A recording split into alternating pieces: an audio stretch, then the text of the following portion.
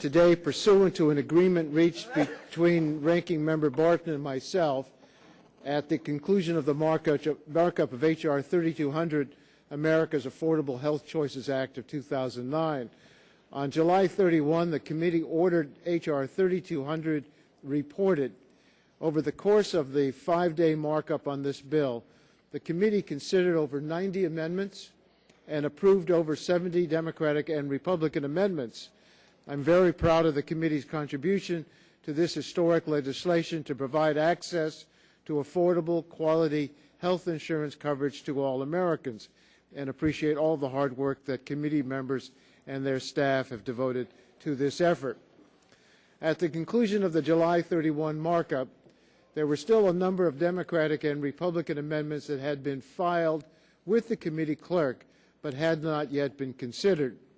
So at that time, Ranking Member Barton and I reached an agreement that the committee would hold a supplemental markup to provide members the opportunity to consider a number of additional amendments relating to H.R. 3200. Today's meeting constitutes that supplemental markup. The agreement reached by Representative Barton and I limited the universe of amendments for this supplemental markup to 7 identified Republican amendments and around 60 identified Democratic amendments. Since July, we've been working with Democratic offices to winnow this list down. We understand Republicans still would like committee consideration of the 7 amendments that Mr. Barton identified under our agreement.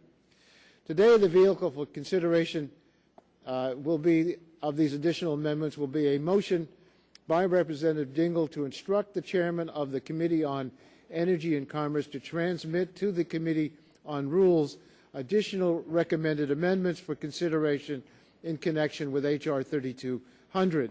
Members will be able to seek to include amendments in this group of additional recommended amendments by the motion before us today.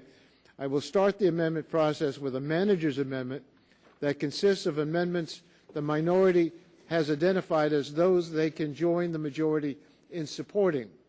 Democrats and Republicans will then have the opportunity to offer amendments to this manager's amendment pursuant to the agreement between the ranking member and myself.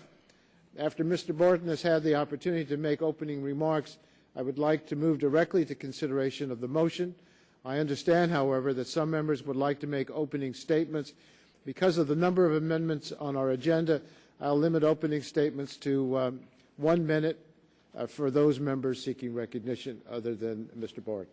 Mr. Barton, I want to recognize you at this time. Thank you, Mr. Chairman. Let me say at the beginning that this is a very unusual situation. We had a very extended and spirited debate on the health care proposal in this committee in July and early August. We did report that bill, but at the end of that markup, your members had a number of amendments and my members had a handful, and we both agreed that we would have a supplemental markup even though we were going to report the bill. Now, I've never had that happen in the 25 years I've been in Congress. I would assume that maybe you and Mr. Markey and Mr. Dingell, who've been here longer than me, have had that happen. In any event, we're here today not marking up a bill, not introducing a new bill, but considering a motion from Mr. Dingell to instruct you, to instruct the Rules Committee to add whatever we decide to add to the comprehensive bill. That's unusual, to say the least, but we're going to work with it. You and I also had an agreement on what could and couldn't be offered, and we're going to honor that. We had 7 amendments that were pending. I think we're only going to offer 2 of them. We have 2 other amendments that we would wish to offer, and had we known then what we know now, we would have had them pending, but we didn't have the benefit of our August town hall meetings. And so we're going to encourage a adequate amount of time to debate those and then see what the will of the committee is and whether they should be offered or not. But we're going to operate in good faith. I hope you and I can reach agreement on the transparency amendment that we had agreement on yesterday, and there's have been a few snags since then. But the main point that we as Republicans want to make in this markup, which is the last time we're going to have a committee consideration before the bill goes to the Rules Committee, is that when the President said in August, 2 weeks ago, to the country and to the Congress in the joint session, what he felt he could support, we listened very carefully. And when the President said that he wouldn't sign a plan that adds a dime to the deficit, we support that. And so the Rogers Amendment, if made in order, will have that provision in it. When the President said that not $1 of the Medicare Trust Fund will be used to pay for this proposal, we believe that. So again, Mr. Rogers has got a part of his amendment that encompasses that. When the President said that there are hundreds of millions of Americans who already have health insurance through your job, and if you want to keep it, you can, we believe that. So we've got a provision in the Rogers Amendment that does that. And then when the President said, and I quote, "The reforms I'm proposing would not apply to those who are here illegally," we believe that. And again, the Rogers Amendment has provision that encompasses that. So what we hope, Mr. Chairman, is that you and the majority have listened as closely to the President and the American people as we in the minority have. And if you have, at the appropriate time, you will agree with us to include those items that the President's for and that we're for and that the American people are for in this motion to instruct the Rules Committee. And with that, Mr. Chairman, I look forward to this process, and I yield back my time. Thank you, Mr. Barton. Let me recognize members who wish to make an opening statement for 1 minute. Are there members that seek recognition for that purpose? On the Democratic side? Seeing none. On the Republican side? Mr. Blunt. Thank you, Mr. Chairman, and thanks for the opportunity to make a brief opening statement. We all agree that it's necessary to make some changes in our health care system. We really need to build on the parts of the system that work and fix the parts that are broken. I continue to have grave concerns about this bill that were just reinforced by everything I heard in August. I, along with many of our colleagues, have ideas that I think would change the current system in a very positive way. We clearly haven't been part of the process in a way that that reflects those ideas in the bill before the committee. Our goal should be to have more plans to choose from, to have access for everybody to coverage that they can afford, and to make systemic changes that would do things like medical liability reform, more health information technology, and transparency of cost and results. I'm interested in what could possibly be the result of this debate today, Mr. Chairman. I'm grateful that you'd take one more chance to talk about this bill. I hope the discussion today reflects what all of us heard over that August break, and I yield back. Thank you. Yes, who's next? Mr. Upton.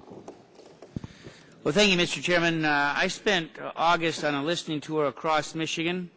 I met with folks across the spectrum, from single-payer advocates on the left to folks that are opposed to even the concept of Social Security, Medicare, or Medicaid.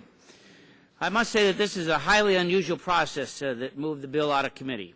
We didn't have a subcommittee mark, and in full committee the bill wasn't open at any point till the very end. We spent 2 weeks on Section C before we even considered Section A or B. And Mr. Ross, who helped broker the passage of the bill, apparently went back to Arkansas and came back saying that he couldn't vote for the bill that came out of the committee when it got to the floor.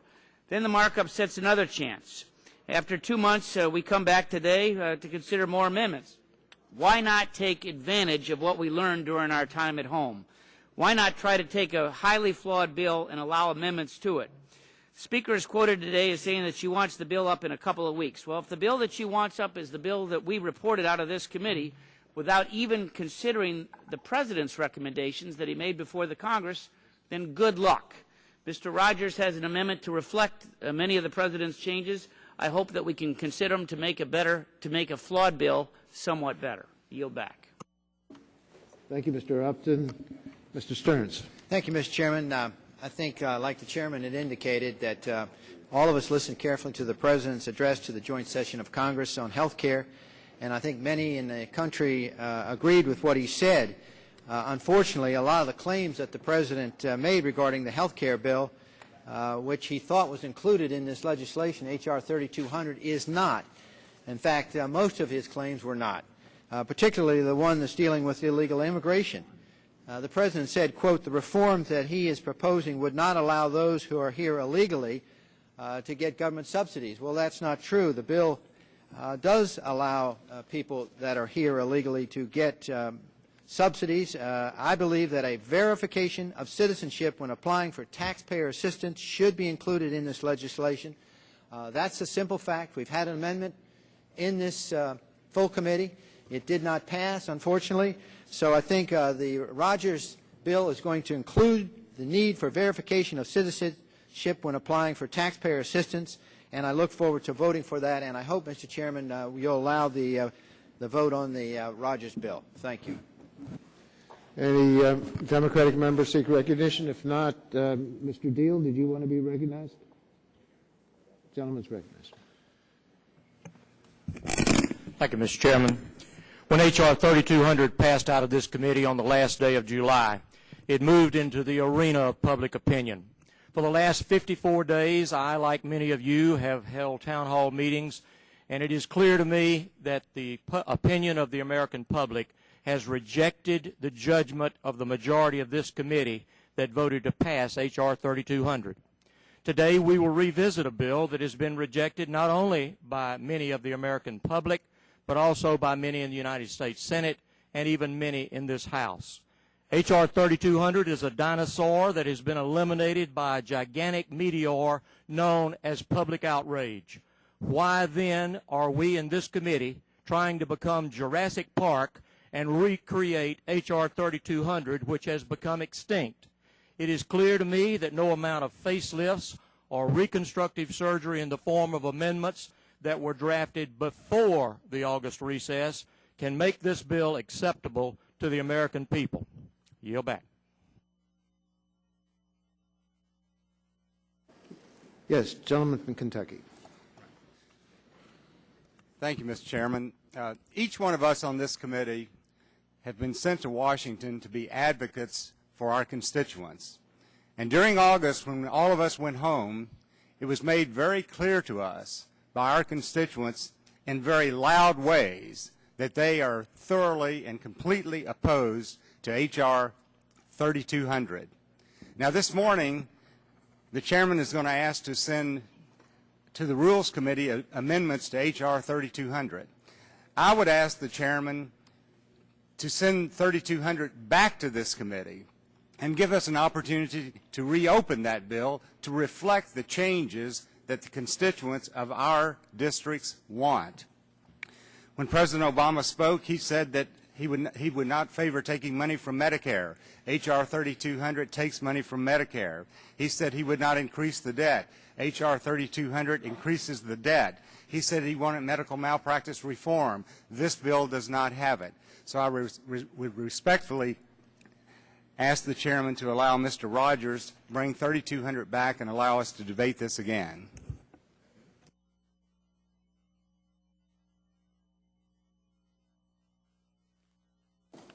Yes, Mr. Shimkus. Thank you, Mr. Chairman. Mr. Chairman, I hope you appreciate the honorable pardon you have in Ranking Member Joe Barton, who has fought hard to keep his word and the agreement. The world has changed since we last addressed H.R. 3200. What has happened since the bill was passed is that the public has summarily rejected H.R. 3200 by their own research, which is very interesting. I would like the committee to recommend that the committee appeal to the Rules Committee to recommit H.R. 3200 so we can fix this bill based upon the President's comments to us and the Rogers Amendment, and I yield back my time. Mr. Shadegg. Thank you, Mr. Chairman. The world has indeed changed. It's changed dramatically, and I call upon my Democrat colleagues, all of them, to reconsider this issue. It would be the height of arrogance to simply ignore the public expression as it occurred since this committee adjourned its markup on H.R. 3200. The American people want health care reform. I, have been fighting for health care reform since I got here in 1995. But the American people have made it clear they do not want the heavy hand of government, 1,026 pages of it in H.R. 3200. They do not want the command of the government telling every insurance company in America precisely what it must charge, precisely what it must cover, creating bureaucracy after bureaucracy to micromanage the industry. They do not want a public plan. They do not want an individual mandate. But, Mr. Chairman, there is vast agreement on things that we do agree upon on a bipartisan fashion.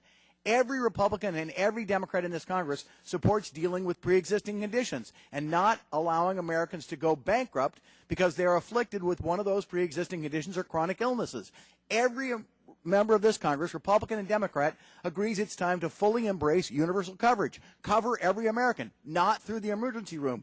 There is a tremendous opportunity here for the majority to act with humility and to return and to press the reset button and to pass legislation that responds to the needs, wishes, and desires of the American people. I implore you to do that, Mr. Chairman.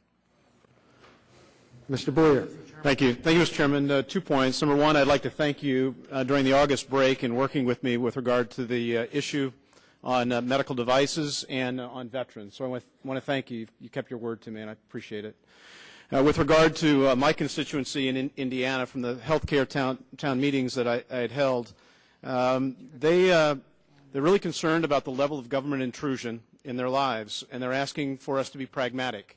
And before I left, I had a good conversation with one of my Blue Dog colleagues. I call them colleagues because we're conservatives together, and he doesn't like the public option. So we sat down, had a very good conversation, and actually that conversation came up with a pretty good bill. Said, you know what? He goes, Steve, I think we could address catastrophic coverage. I said, hey, I agree with you.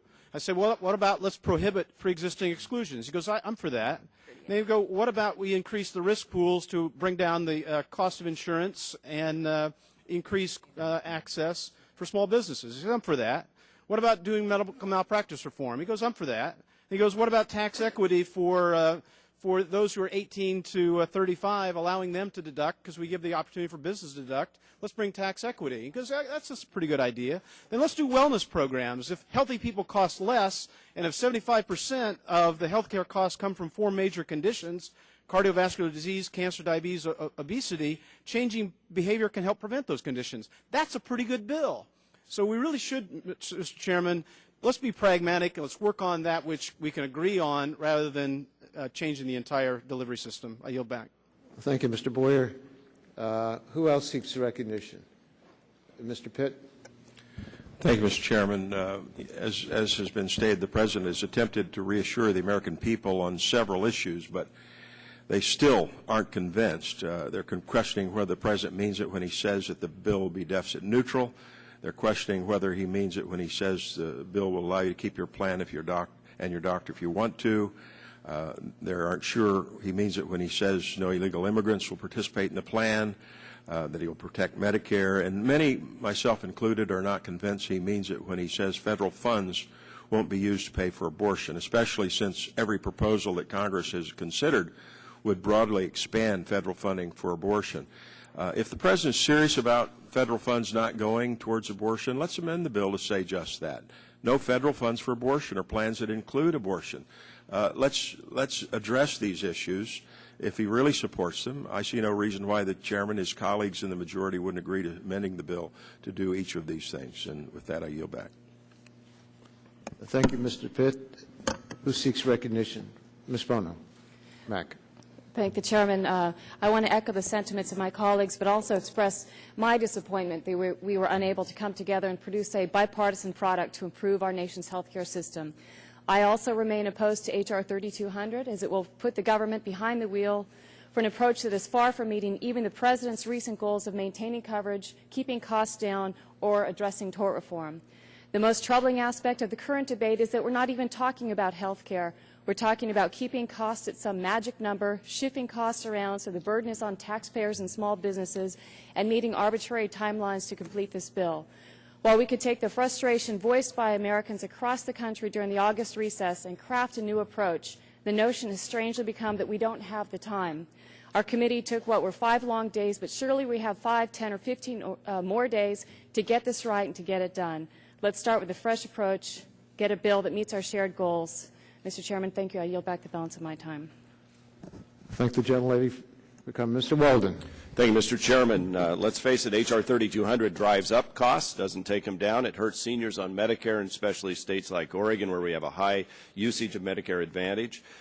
We could do a lot more, as you've heard from my colleagues, on high-risk pools, dealing with pre-existing conditions, making insurance affordable and portable, removing caps so that those who have cancer can continue to get treatment.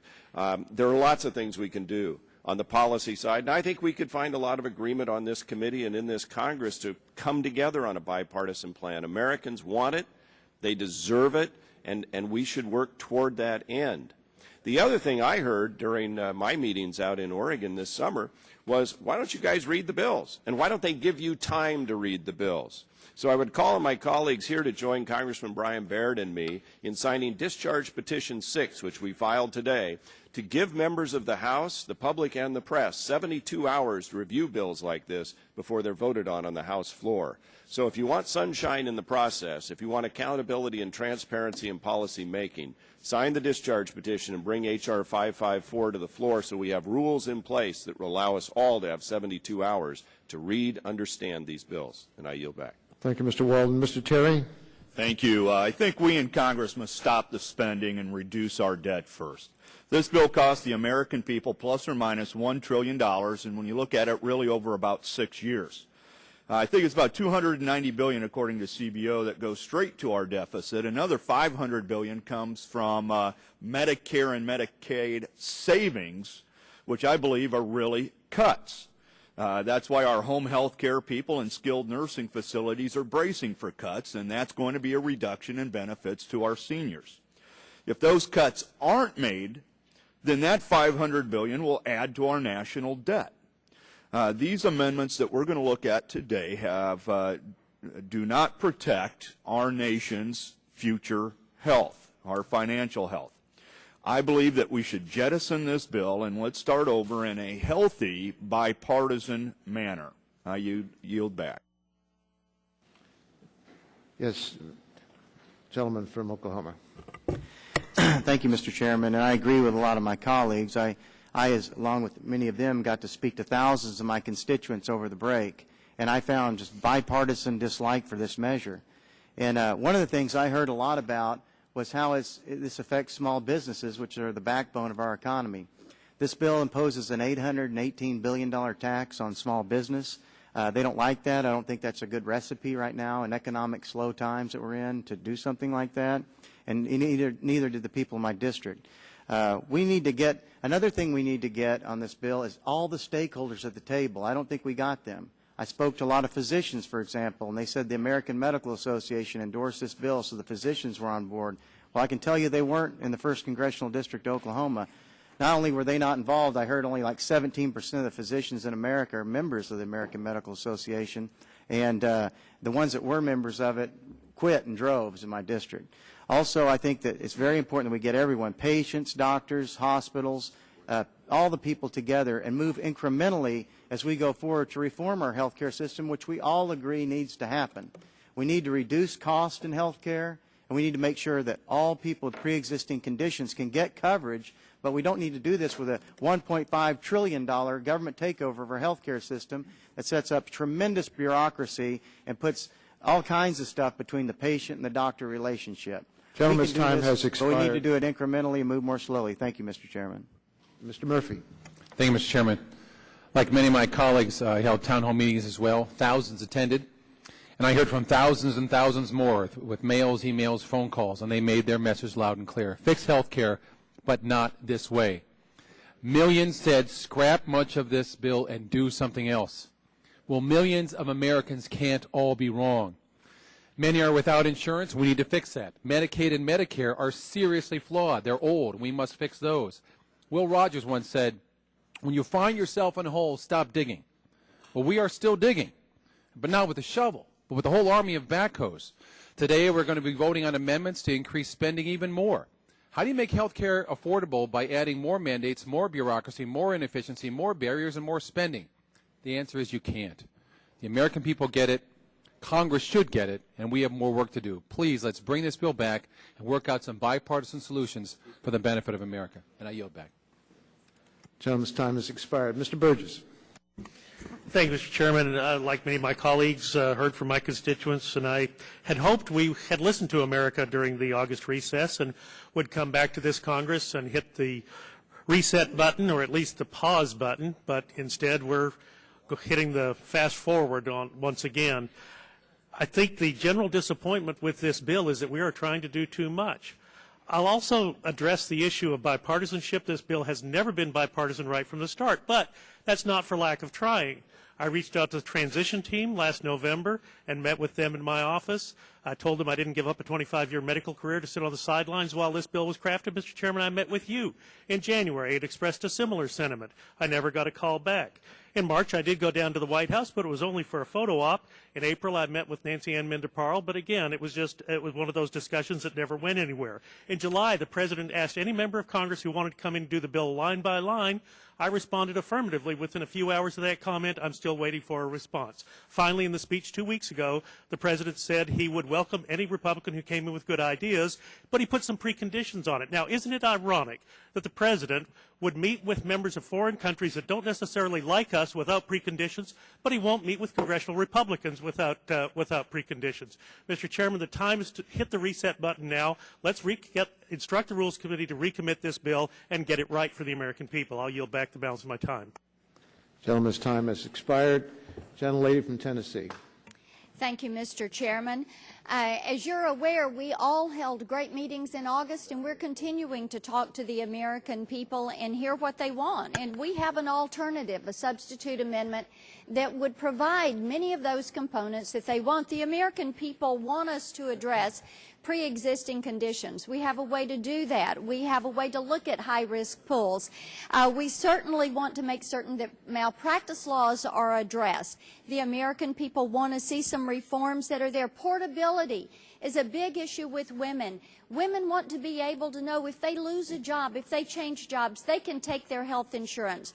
Ways to strengthen health savings accounts. Certainly being able to verify you are in this country legally, that you are a citizen, having that verification for Medicare, incentivizing wellness, not funding abortions, having federal funding of abortions. These are all components that individuals, our citizens, want to see. They have instructed us to come back, to start over, to approach this in a bipartisan manner, to bring forward solutions to solve this problem. We have a way of doing that. We look forward to addressing these issues on behalf of our constituents. I yield back. Gentlelady's time has expired. Mr. Gingrich. Mr. Chairman, it would take me a lot longer than 60 seconds to detail how bad H.R. 3200 is for the American people. So instead, I'd like to test this bill against just a few of President Obama's promises to the American people. Question number one, the reforms I'm proposing would not apply to those who are here illegally. The Congressional Research Service says H.R. 3200 fails. Question number two, I will not sign a plan that adds one dime to our deficits. The Congressional Budget Office says H.R. 3200 fails. Question number three, nothing in this plan requires you to change what you have. The Congressional Budget Office just yesterday said that millions of Medicare seniors will lose benefits. The survey says H.R. 3200 fails. Mr. Chairman, the complete test is, of course, a much longer one, but the grade is certainly not looking good. The American people have spoken, and loudly, and they do not want this bill. I yield back the balance of my time. Gentleman's time has expired. Mr. Pallone. Mr. Chairman, I wasn't going to speak because it was my understanding that we had agreement that we were just going to do amendments today and we weren't going to rehash H.R. 3200, but I do feel compelled now that some of my colleagues on the Republican side, seek to bring up the larger bill again.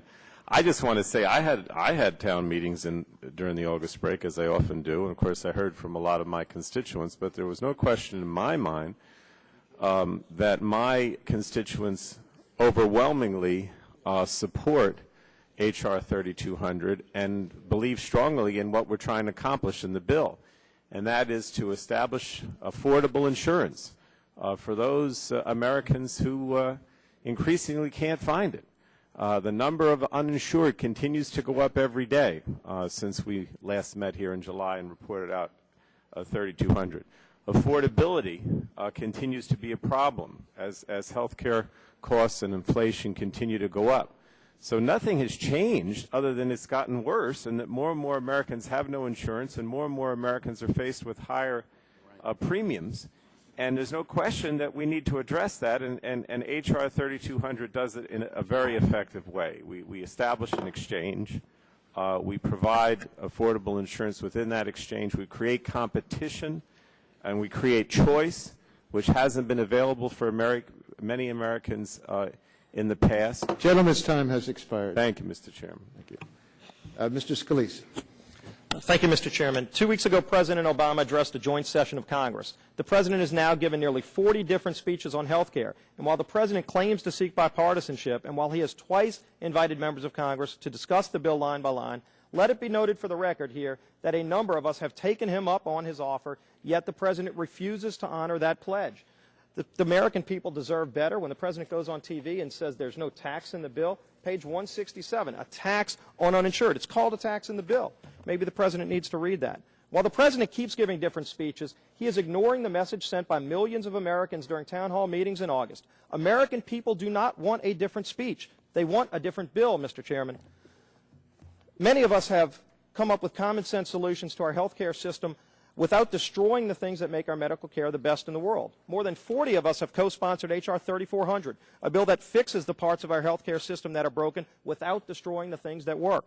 Pre-existing conditions are an issue. Our bill addresses that. We lower health care costs for families by allowing purchasing across state lines and allowing small businesses to pool together. And we confront frivolous lawsuits that cost American families an estimated $100 billion each year in defensive medicine. Mr. Chairman, the American people don't want the government running banks, car companies, and they surely don't want the government running our health care system. I think we need to go back to the table. Let's come up with a bipartisan bill like H.R. 3400, fix the real problems that exist, but don't destroy the things that work, and I yield back. Gentleman's time has expired. All members who have sought recognition for an opening statement have been recognized. Mr. Chairman? Yes. Gentleman seeks recognition. In another committee and missed my opportunity to... Well, you haven't missed it. Do you wish to be recognized? Use my 5 minutes. No, 1 minute. Yeah, I understand. Gentleman's recognized. I'm going to try to do 5 in 1. Mr. Chairman, thank you. And I'm having a lot of trouble understanding even why we're here today. After we passed H.R. 3200 in July, and I went back home and heard nothing but criticism. And they made it very clear that they did not want to see this enacted into law. I went to town halls. I was with those that were putting on the tea parties, and I had about 15,000 bags of tea even thrown on me simply because I was here when it happened. Now, my concerns are the same as most of my constituents. If this bill becomes law, we'd go broke. It'll lead to a government takeover of health care, which would lead to rationing and poor quality of health care. I don't even know why we're here today. And Henry and Mr. Chairman, I just don't think that whatever you do today is going to change or blunt the spear of the wrath of the people that were here, 1,200,000 of them last Saturday, and people all over this country that voted 100 to 1 against this bill. I just don't understand or see any real reform dealing with these topics in this bill. And the people are angry, Mr. Chairman. They want health care reform, not just a government takeover. And if we scrap this bill and start over and create a policy that both sides of the aisle and the American people can't support, God help us. I yield back my time. Gentleman's time has expired. Mr. Butterfield. Thank you, Mr. Chairman. The gentleman from Texas says that he doesn't know why we're here today. I want to remind the gentleman that the last time we were in Markup, it was late night, and we were beginning our August recess, and we had an agreement with the ranking member that we would take up the amendments that were left on the table. That's why we're here today. All of us went home, and we are ready to continue this debate. I yield to the chairman. Well, that's the one we were here last month. I thank the gentleman for yielding to me. We were trying to move this markup in a speedy manner, and so we've had a number of Republicans in a row make opening statements while the Democrats decided we wanted to get on to the amendments before us.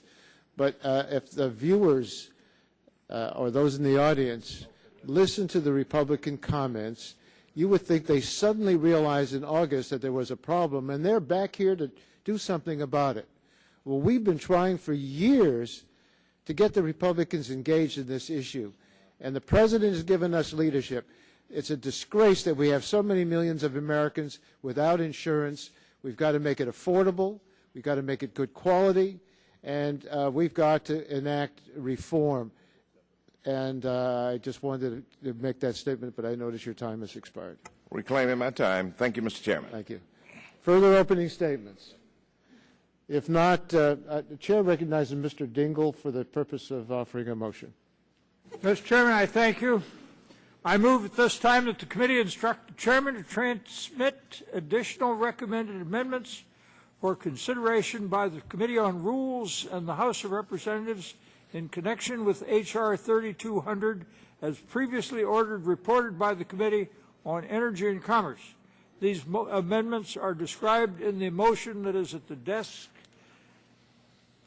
I reserve the balance of my time. Reserving the right to object. Well, there's no.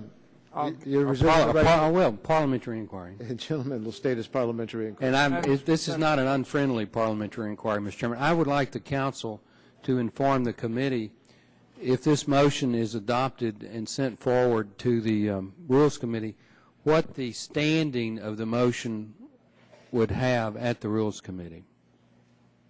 Why don't the gentleman yield to me? I'd be happy to yield to that.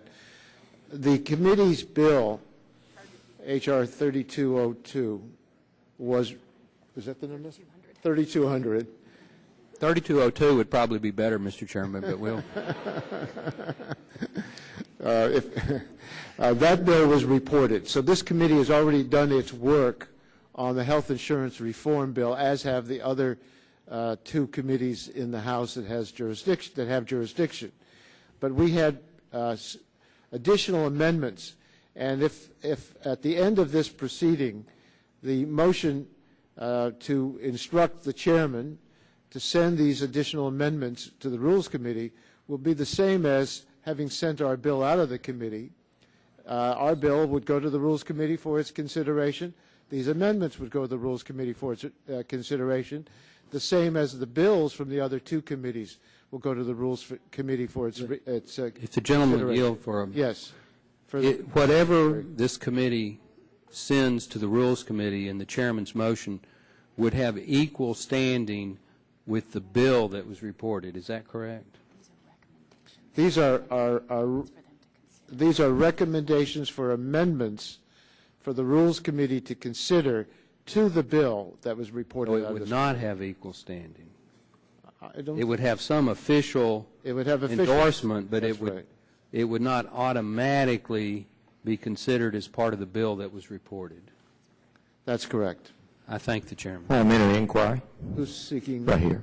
Yes, Mr. Neal. Mr. Chairman, would it also be appropriate or allowable for this committee to request of the Rules Committee that H.R. 3200 be returned to this committee for further deliberations so that we would not have to go through this process of asking permission to make additional changes to the bill that has already been sent to the Rules Committee?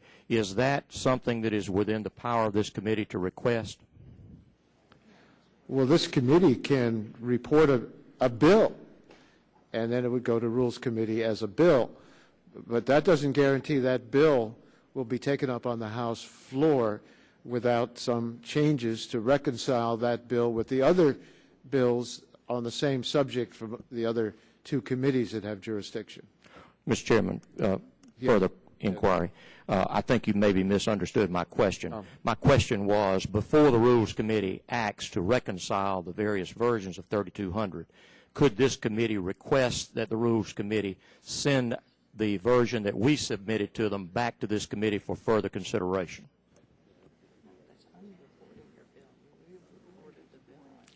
Well, we've reported the bill, and now we're seeking to report additional amendments that we would recommend to the Rules Committee to add to that bill as it goes to the House floor. Without being disrespectful, could I ask counsel if they have an opinion as to my inquiry? Could you state it again? Yes. I'm simply asking, does this committee have the ability to request of the Rules Committee that the version of H.R. 3200 that was sent from this committee be returned to this committee for further deliberations under due process within this committee? I don't know the answer. Does counsel have any answer to that question? Could I be recognized? I asked the parliamentarian. Yes. The parliamentarian instructed me that the committee could do a motion to recall the bill because the bill that we reported has not yet officially been considered by the Rules Committee, and that if the committee affirmatively voted to recall the bill, we would bring the bill back for consideration and reopen it before the Rules Committee acted upon it. That was, if I remember correctly, he called it a motion to recall the bill, and he said that does happen, not very often, but it does happen. Yeah, that's not what is before us. That's not what's before us, no, sir. What's before us are recommendations to the Rules Committee for supplemental proposals. We worked very closely with the parliamentarian in assuring us that this was a proper procedure for us to send. We're not objecting, Mr. Chairman. The point I tried to make was that this does not have the full strength of the bill, that it is a request of the committee at the chairman's request to include these amendments, but it doesn't have equal standing to the bill that was reported, and you agreed with that. But it is a legal procedure. It does have standing. It does have merit. We are not objecting to the chairman's decision to proceed this way. Okay. Will the clerk report the amendment that's before us? Parliamentary inquiry, Mr. Chairman. I have another parliamentary inquiry. It won't take long. Mr. Stearns. Two questions, Mr. Chairman. As you know, there's three bills in the House. The Science Committee marked up bill, the Ways and Means Committee marked up, and we marked up. How does the motion of Mr. Dingell affect those other two bills? Does it also apply to those other two bills? That's the first question. Well, they have no impact on those two bills. Is that correct from counsel? Just a minute. Yes, sir, that's correct. Okay. And the other is, Mr. Chairman, after all this discussion, what I understand you'd like to do is these amendments will go to rules, so be included in the bill, and they will not be separated and voted on after they come out of the committee. It'll be part of the bill. Is that your desire? So the amendments that this en bloc amendment will basically be all part of the HR health care bill, and will not be voted on the House floor as amendments, but be part of it. Is that your understanding? They could be offered on the House floor as amendments, but any amendments on the House floor will be up to the whatever's permitted on the House floor will be up to the rule. But the rules could also. The gentleman's asking all sorts of conjectural questions. Well, I don't think it's an appropriate parliamentary inquiry as to what is before us now. Well, let me just ask counsel, Mr. Chairman. Is it my understanding that if this passes, then the en bloc amendments will go into the bill, or will they be separated for the vote on the House floor? Just which way would it go, counsel, do you know? The gentleman yield to me. The Rules Committee is trying to reconcile. Can't we let the counsel, Mr. Chairman? The chair wishes to respond to the gentleman. Yeah. Okay, but I'd like the counsel to respond too, because they're communicating back and forth. So it must be puzzling to them. Your question is whether these proposals can be made in order on the House floor, and the Rules Committee will decide how to reconcile the three bills out of the three committees, and to put these amendments into that package as well. They could put it in the base text of the package that goes to the House floor. They could offer a rule that would allow our agreed upon amendments from this meeting today to be presented on the floor. It's up to the Rules Committee. They can handle it in a lot of different ways. It's no longer our jurisdiction. What we are making to the Rules Committee are a series of recommendations. It has the standing similar to the bill reported out, because the bill reported out when we had two other committees reporting similar bills. were bills to be reconciled by the Rules Committee itself. Mr. Chairman, I accept your answer. Is it possible we could hear your council's recommendation also? A recommendation? Do you have anything, Council? Their acknowledgement, or what do they think of my question? What do you think of this question? I concur with your views on this. Let's don't talk about me. What do you think about me? No, I concur with your views. You better. Okay. All right. Clerk will report the motion. Motion to instruct the chairman to transmit to the Committee on Rules additional recommended amendments. Without objection, I'd request unanimous agreement to dispense with the reading of the motion. That'll be the order. Chair will now recognize himself to offer a substitute amendment, and clerk will report that substitute amendment, and we'll have it distributed. Amendment in the nature of a substitute offered by Mr. Waxman for Mr. Dingell's motion. Without objection, that amendment, substitute amendment, will be considered as read. I'd like to recognize myself for 5 minutes to explain it. I'm offering 7 of the Democratic amendments described. Well, the substitute amendment I'm offering contains the 7 of the Democratic amendments described in the motion by Mr. Dingell.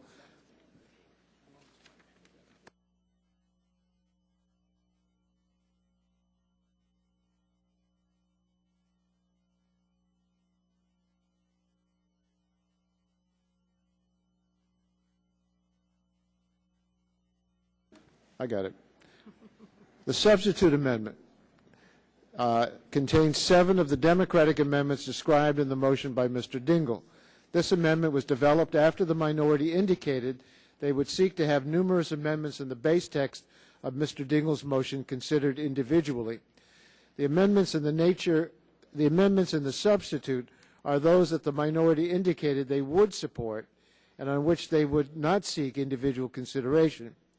These include an amendment by Representative Christensen requiring that the Health Benefits Advisory Committee include an expert on child and adolescent health, an amendment by Representatives DeGette, Sarbanes, and McNerney requiring that the Health Benefits Advisory Committee include experts in oral health care, an amendment by Representative Green providing for a special enrollment period for chronic care special needs plans targeted at end-stage renal disease, an amendment by Representative Markey authorizing the Commissioner to use data on enrollee demographics, inpatient and outpatient diagnosis, and other such information as the Secretary may determine is necessary in creating risk adjustment mechanisms for the exchange, an amendment by Representative Murphy requiring the Secretary to attempt to attract 10% of all eligible providers to act as bundling test sites under acute care bundling pilot program, an amendment by Representative Sarbanes providing that Medicare Advantage plans serving continuing care retirement communities with a contract in effect on January 1, 2009 may continue operations with a waiver of geographic integrity rules, and an amendment by Representative Sutton clarifying the means by which individuals can submit information to the Qualified Health Benefits Plan Ombudsman, including mail, telephone, electronically, and in person. The substitute amendment also includes language by Representative Boyer on which the minority and majority have reached agreement that permits the Veterans Administration to recover costs related to care that an individual receives from the public plan if it's for non-service connected care. The VA engages in this practice with private plans today, and this amendment levels the playing field with the public plan. All of these are worthy amendments, and I urge their adoption. Mr. Barton. Mr. Chairman, I rise in support of the manager's amendment in the nature of the substitute to the Dingell motion to instruct the chairman to report to the Rules Committee the following amendments as agreed upon. We do support the Christensen amendment, the DeGette Sarbanes amendment, the Green amendment, the Markey amendment, the Murphy amendment, the Sarbanes amendment, and the Sutton amendment. I do want to elaborate just one more time. It would be my understanding while this is a very unusual parliamentary maneuver, that any amendments that are agreed upon, in addition to these, that are put into the motion to instruct the chairman, that the chairman would, at the Rules Committee, if there's not a jurisdictional issue, strongly encourage these amendments to be made a part of whatever the base text is that goes to the floor, because this does have the full faith and credit of the entire committee behind it. And I think for precedential purposes, while I don't think we'll do this very often, we do want members to know that if we use this procedure in the future, their good work will not just be something that's for show, that it does have the full authority of the committee and the chairman to be included in whatever, if anything, goes to the floor. But we support these amendments as the basis. I certainly accept the gentleman's comments about the efforts to get the Rules Committee to adopt these amendments. Are there further discussion of the en bloc amendment? Mr. Chairman? The substitute amendment. Mr. Chairman. Mr. Stearns. In going through this list, certainly I support the Boyer amendment, which is the last one in here. But the rest of them, I'm having a little trouble understanding. Is there any reason why the authors of these amendments just couldn't give a little one-minute presentation on why they think it's important? It'd be nice to hear from the authors of these amendments why they think they should be included in here. Other than, there seems to be no discussion about all these amendments other than endorsing the Dingell amendment. So I'd like to see some discussion by the authors of the amendment, if that's practical, on why they want to put these in there. Gentlemen, yield to me? I would be glad to yield. If the members of each of the amendments want to speak on it, they are certainly eligible to be recognized for that purpose. These are amendments that have been offered by our colleagues that are non-controversial. We've accepted them on the Democratic side. Mr. Barton has accepted it as your Republican leader. We can go into each amendment in detail if members wish to be recognized for that purpose. But the gentleman states his request. Does he have any particular amendment you want to ask a question Yes, I do. about? The Medicare Advantage Senior Housing Facility Plan. That's just one I just, if it's possible, we can just get a little dialogue on. And I respect the ranking members, and obviously that's why we want that one. And the budget neutrality is just something that, if someone might just give us a little bit of what the Medicare Advantage Senior Housing Facility is all about. Would the gentleman yield to? I'd be glad to. I would like to point out to my good friend from Florida that the Democrats offered 60 amendments. We've accepted 7. That's a good point. I mean, we have operated in good faith with members and the staff. We've insisted that the minority amendments that were made in order could be made in order and voted on. And most of the minority amendments are not going to be voted because the member that was offering them has chosen not to do so. I think we're only going to offer 2. But on these 7, in my judgment, they seem to be meritorious, they seem to be non-controversial, and they seem to be amendments that if we put to the vote, they would be almost unanimously accepted. The Medicare Advantage Plan amendment that you speak of, the Sarbanes amendment, is very targeted on this issue of geographic integrity, but it would actually protect some Medicare Advantage plans that would otherwise not be protected, and I assumed that that was a thing that most Republicans would support, since we tend to be very supportive of Medicare Advantage, which gives seniors access to wellness programs and issues that are outside the traditional Medicare program. Well, that's good. Thank you, Mr. Chairman. The budget neutrality, in reading it over, it sounds very good in the sense that the qualified health plans, no greater than the payments that would have been made before the date of enactment of this. I mean, that seems clear, but the implications, since this is the first time we have seen all these 7 amendments, at least I have, I'm sure others have seen it, and I obviously defer to your judgment here, so I yield back, Mr. Chairman. Gentleman yields back his time. Are we ready for the vote? Mr. Chairman. Mr. Chairman. Mr. Chairman. Oh, okay. This is the substitute that's pending. Now the chair will call for further amendments to the substitute. Mr. Chairman. Mr. Deal, for what purpose do you seek recognition?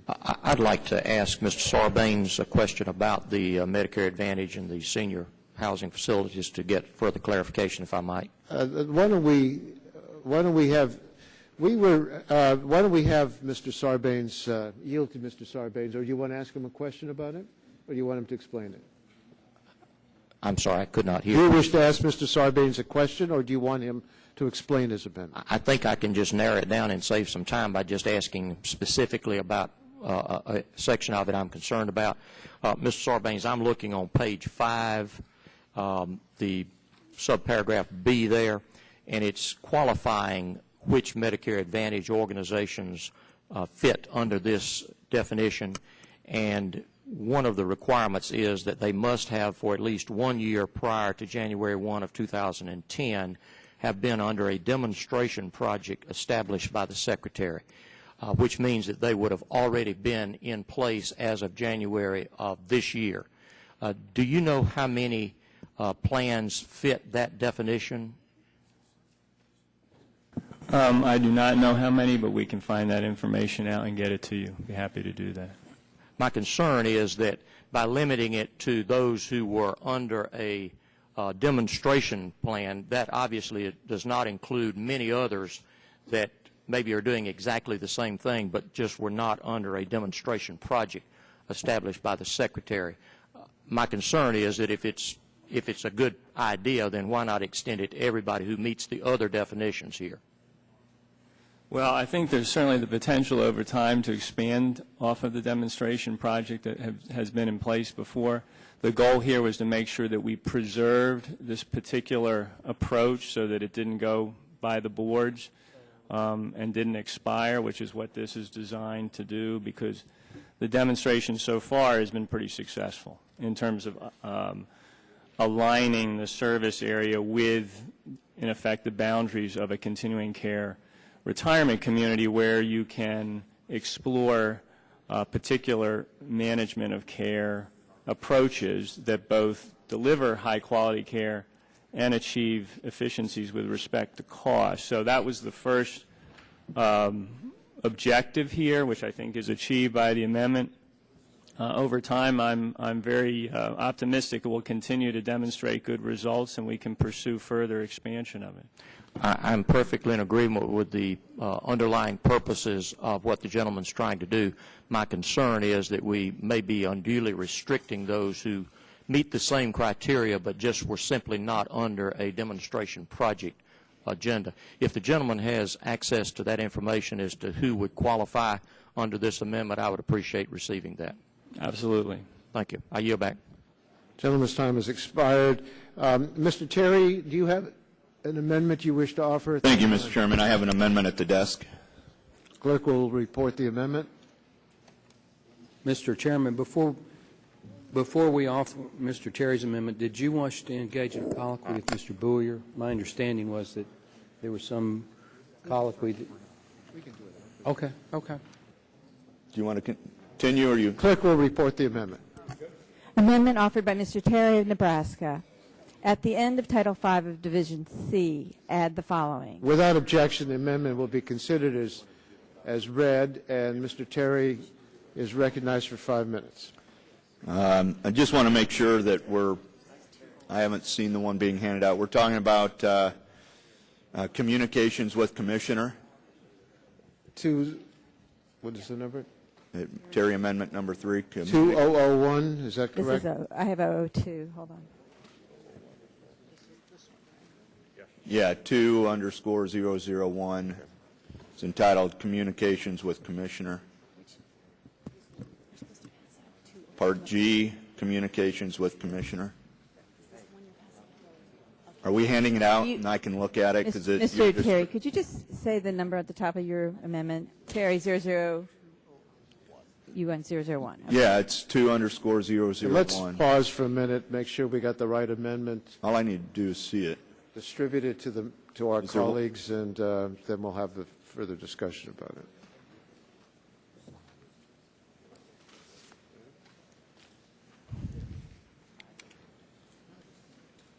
Tessie, will you go up there and help them out?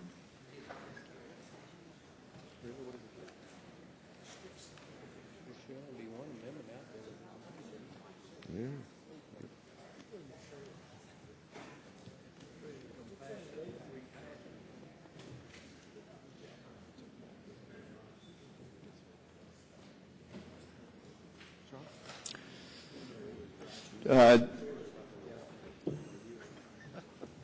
Sorry, Mr. Chairman, I thought this was all set up. Do you want me to temporarily, without prejudice, withdraw, and we can move on and maybe do the colloquy? Without objection, the amendment will be temporarily withdrawn. And Mr. Burgess, are you ready with your amendment? And is the clerk ready with Mr. Burgess's amendment? My amendment is Burgess 18001. Burgess. They found the Terry. You found the Terry. Yes, yes, sir. I was here all the time. Okay. We're good to go then, clerk? Let's go with Mr. Terry's amendment. I have an amendment at the desk now. The amendment offered by Mr. Terry of Nebraska. At the end of section 142, That's add the it. following new subsection G. Without objection, the amendment will be considered as read, and the gentleman from Nebraska is Thank you, recognized. Mr. Chairman, and that is the amendment I was intending to move. This is a simple transparency, sunshine type of amendment generated upon the new commissioner. With the variety and depth of the power of this commissioner, albeit done appropriately in the sense that there'll be Senate involvement. The fact remains that I would be more comfortable. This amendment simply says that the commissioner has to keep a log, a record of those entities, lobbyists, organizations, and members of Congress and their offices. So if My Health LA contacts the commissioner for information or advocating for a certain position, that would be recorded. So it's a transparency amendment. I think it's important that we know who's contacting the commissioner, and if there's any outside campaigns outside of Congress, that would be open to the public to be able to see. It's probably important to democracy, in my view, and that's it. It's a fairly open, straightforward, keep a record of who's contacting the commissioner's office.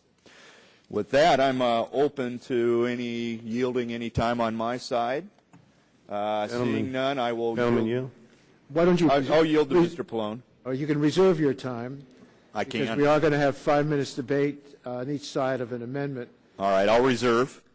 Mr. Pallone, you seek recognition for what purpose? To ask a question of the Gentleman's gentleman. recognized for 5 minutes. I mean, my concern is that, we talked about the town meetings in August, and one of the biggest concerns that I heard at my town meetings was privacy. You know, people's concerns that when they're dealing with the health insurance that they want to maintain their privacy. So I just wanted to ask the gentleman what the purpose of this is, because I would be very concerned that, you know, for example, if you come into my office and you want us to inquire of Social Security or anything, you have to fill out a privacy form. And people, you know, we're very concerned that when we're dealing with things like Social Security, Medicare, health care, that we preserve our constituents' privacy. It seems to me that this opens this up that, you know, anything that goes on between, use the example of a member's office and a constituent request is now, you know, open to the public. And I would be very concerned that that would inhibit people from even asking us to look into something. And I'm only talking about members of Congress now, because they would be afraid that all their personal information now would be available to the public. So I would have to oppose it. I was going to ask Mr. Terry what he seeks to accomplish with this, because I think it would really hinder our ability to function with our constituents. Well, the one, will you yield or? Yeah. Frank, I appreciate that question, and to be blunt, my concern is that when you have the commissioner with so many powers outside of Congress that I worry about the vulnerability of that position to outside pressures to rule one way or another or provide waivers to some subgroups. And frankly, as part of that discussion too, Mr. Pallone, I worry about, since the commissioner would be appointed or nominated by the president, albeit confirmed by the Senate, that they'd be open to political influences as well, whether it's from an outside group or from members of Congress. And I think those type of contacts should be recorded. Well, my only concern, to take back, and I'll be brief, I mean, we have Freedom of Information Act and various ways of inquiring along the lines of what the gentleman is seeking, it seems to me. I would have to oppose this because I think that it would make it very difficult for me to operate as a member with my constituents, that every time, you know, we made an inquiry, they would be concerned that you know, their personal health matters would be open to the public. Yes, I would. I thank you for yielding. Well, you know, we're obviously focused on members of Congress being included, but this requires that there be a semi-annual report to the Inspector General of all contacts and communications from organizations and individuals, not just members of Congress, regarding any individuals enrolled in an exchange health plan. Now, that seems to me undermine fraud and abuse activities by requiring all communications, including with whistleblowers, to be made public.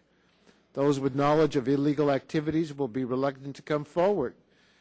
Secondly, it will create a great deal of paperwork unparalleled to anything seen in other agencies. CBO estimates 30 million people will purchase coverage in the exchange, and most of them will receive some subsidy. Presumably there will be contacts between all subsidized individuals and the exchange each year as subsidies are applied for or renewed. That means the Commissioner will need to report on millions of contacts and communications from individuals who have questions about their subsidies. And thirdly, you raised it so well, there are privacy concerns for every individual involved.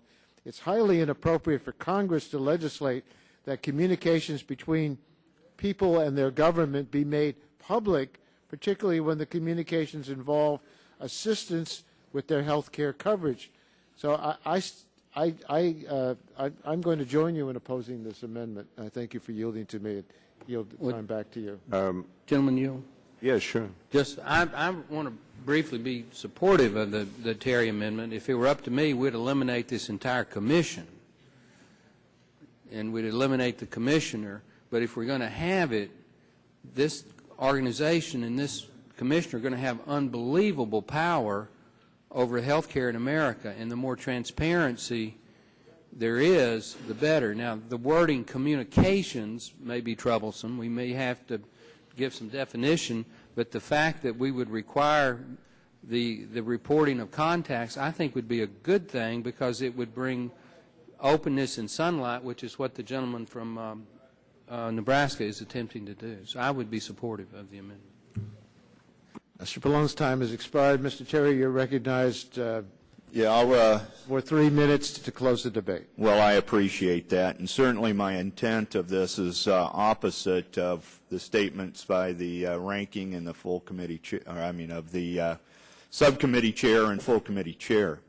I think when you have a government agency or a new government program, and this is limited to the contact to the commissioner, which is the person who's going to be making the decision, whether it's whistleblowers, well, now you've got an obligation to record if there's been a matter of abuse and fraud brought to the commissioner. And we can have sunlight on that request, and the commissioner wouldn't be able to hide it or put it under the rug. So I think this is beneficial to the democratic and political process. This is all about sunshine and transparency. And while there may be occasions there where we need to, in the political discussions, to make sure there isn't undue influence being exerted on the commissioner by outside organizations or even within the halls of the Capitol is important. And so that's the basis of this. It's about transparency. It's about sunshine. And I think it's overall a good amendment and would encourage a positive vote. Gentlemen, yield to me. Sure. We don't require the oil companies to be disclosed when they go into the Department of Interior for their leases. We don't require, and maybe we should, maybe there ought to be more transparency. There are a lot of areas where businesses come into the federal government agencies to request that they get certain permits or certain authorizations. We don't require all of that. Suddenly, in this healthcare area, we're going to require every communication by an individual about his or her own health care be made transparent. So I just it says to keep a registry of the contacts. So no offense, Mr. Waxman, but we don't have jurisdiction over the Interior, and we're talking about a political entity with a great deal of power, and therefore the transparency is absolutely needed. You don't have to give out the personal privacy of the personal individual, but what can we see is whether there's a pattern of maybe abuse by the chairman, and that would be under any Democrat or Republican president. And who's the chairman yield? Mr. Stearns from Florida. I yield. Mr. Chair, if I call the FCC, they keep track of my calls. When I call other government agencies, if I call the IRS, they keep track of my calls. There is a legitimate transparency between government agencies, FCC, and others. And I think all you're doing is asking for a report consistent with the idea of transparency no later than 60 days after the date enactment of this act. This is a very powerful exchange commission, and we want the commissioner just to give us some information. I hope the people on the other side realize that Mr. Terry is offering a very innocuous amendment that is basically asking for information. And what is wrong with information? And I urge passage of his amendment. All right. Our time has expired, Mr. Chairman. All time has expired. We'll now proceed to a vote. All those in favor of the Terry amendment say aye. Opposed, no. No. The chair believes the noes have it. Do you want a roll call vote on that? Okay, let's call the roll. Mr. Waxman? No. Mr. Waxman, no. Mr. Dingle? Mr. Dingle, no. Mr. Markey? Mr. Boucher? Mr. Pallone? Mr. Pallone votes no. Mr. Gordon? Mr. Rush? Mr. Rush, no. Ms. Eshoo? Ms. Eshoo, no. Mr. Stupak? Mr. Stupak, no. Mr. Engel?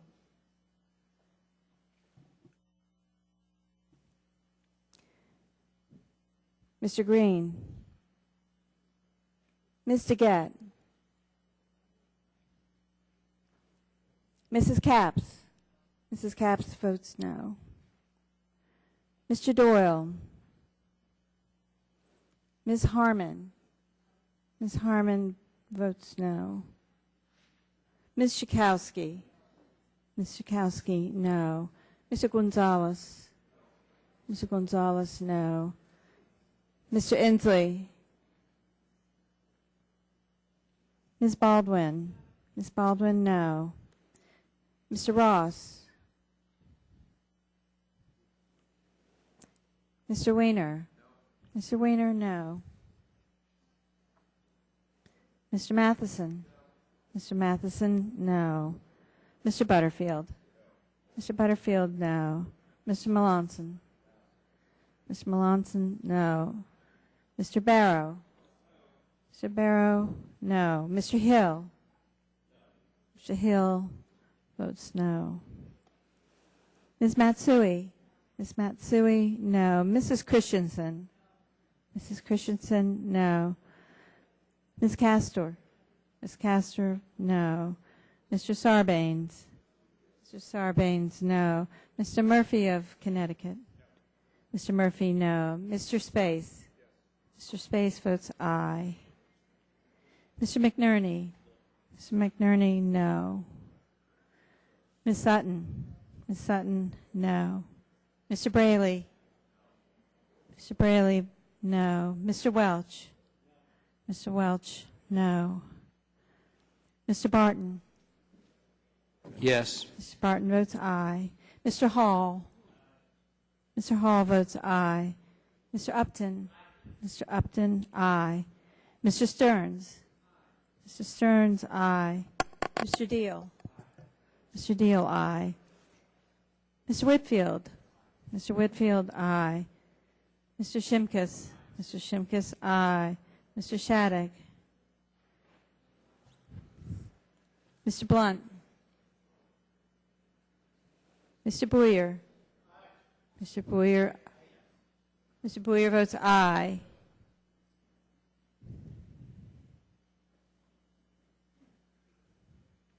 Mr. Radonovich?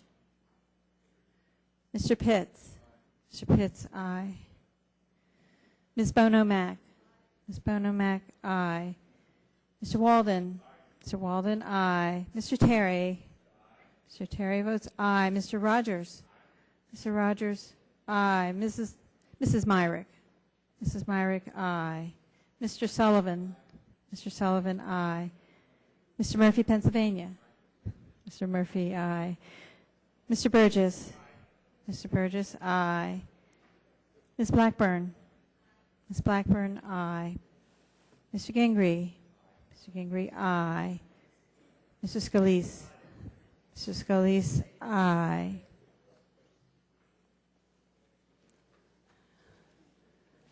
Mr. Boucher? Mr. Boucher votes no.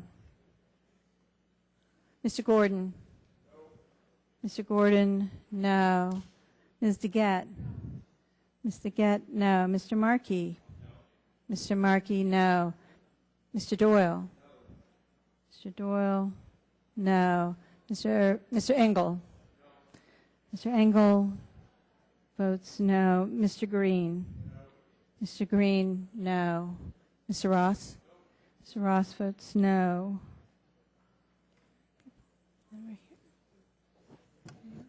Sorry. Mr. Inslee?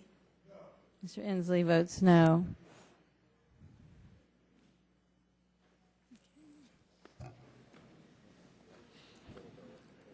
Have all members responded to the call of the roll?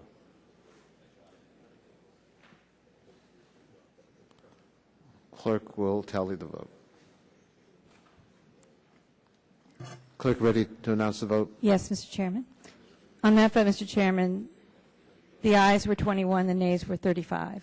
21 ayes, 35 noes. The amendment's not agreed to. Chair recognizes himself to offer an en bloc amendment. Without objection, the en bloc amendment will be considered as read. And without objection, these amendments will be offered en bloc. I want to identify the amendments that will be part of this en bloc amendment.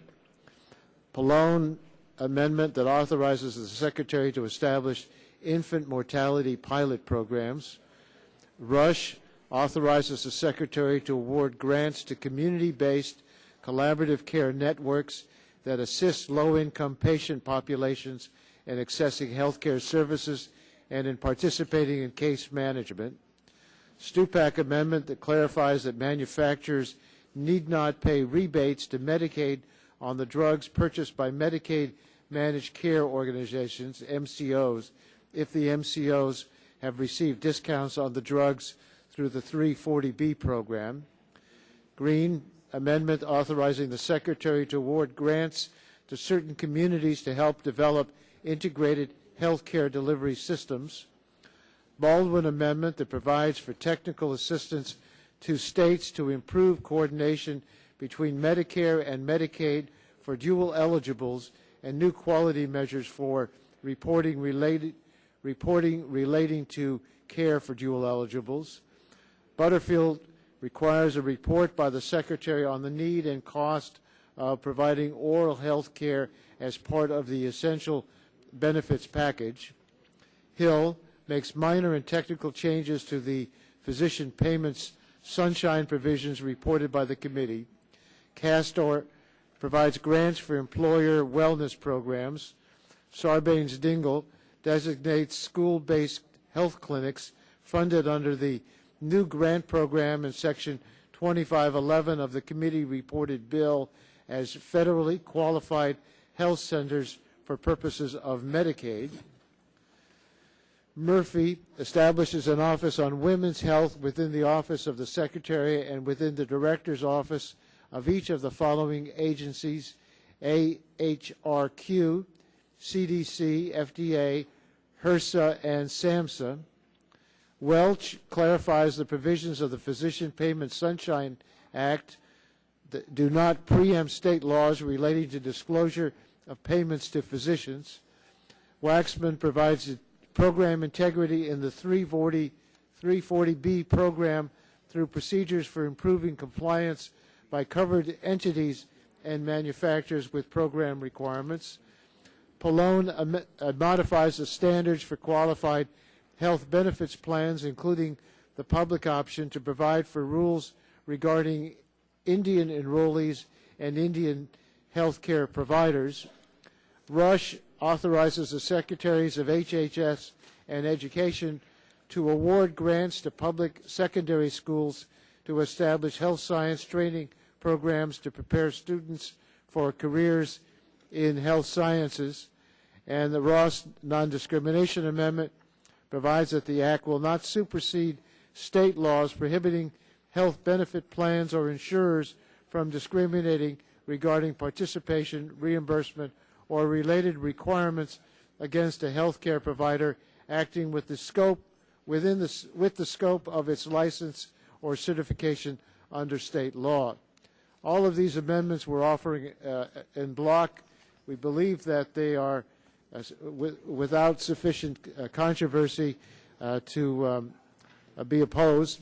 We don't know of opposition, and I'd like to call on Mr. Barton for comments he wishes to make on these block amendments. Chairman, these amendments that you've just given the highlight of, most of them are technical in nature. Some of them do have controversy, but they didn't appear to be so controversial that they could not be considered in block. There are two in particular that I want to bring the committee's attention and the chairman's attention to. One that I'm very supportive of, and I think all the minority are supportive of, is the Sarbanes-Dingell Amendment on school-based health clinics. This amendment would give a school-based health clinic the right to receive grants and be considered as a qualified federal health center for purposes of Medicaid. There are a number of school-based health clinics in my district in Tarrant County under the John Peter Smith Public Hospital Program, working with a number of the independent school districts, and that amendment is something that I think we could all agree should be supported. There are two amendments that deal with drug pricing under Section 340B. The Stupak 009 amendment, which prevents Medicaid managed care organizations from double dipping, so to speak. That would mean to get the discount on the drug under the 340B and then get a rebate. The Stupak amendment prevents that, and we're very supportive of that. You, Mr. Chairman, have a amendment called the 340B Integrity Amendment, and it's similar in its intent that if you receive the discounted drug price under 340B, it's my understanding that it's your intent to prevent the hospitals that receive those discounted prices from getting more drugs than they have a legitimate need for. But it's my understanding that the language in this amendment as currently crafted does not have that limitation to limit the amount of the drugs to the need that the hospital has. Would the chairman care to elaborate for me and the committee what his intention is on trying to close this 340B integrity loophole? Gentlemen, will yield. I want to clarify our intent here. In cases where there may be a drug shortage, we're not saying that 340B entities automatically go to the front of the line, but we are saying that manufacturers cannot send them to the back of the line either. With regard to supply shortages and drug availability, manufacturers must treat 340B entities the same way they treat all other customers. As the legislation moves forward, I'm happy to continue working on this language to make sure that our intent is clear and that these integrity provisions improve the 340B program. But if I could elaborate, my understanding in discussions with some of the stakeholders is that you and I both share the policy goal of limiting the purchase of these drugs to the actual need of the hospital to dispense those drugs. Is your goal and my goal the same there? Gentleman is correct. Okay, I thank the gentleman. And with that, we're not going to object to them being considered in block. We hope we can act expeditiously on these 14 or 15 amendments. Let us now proceed to the vote on the en bloc amendment. All those in favor of the amendment say aye. Aye. Opposed, no. The ayes have it, and the amendment's agreed to. Mr. Burgess, you have an amendment, and I want... Mr. Chairman, I have an amendment at the desk. Burgess, recognize 18. you for offering that amendment. Burgess 18001.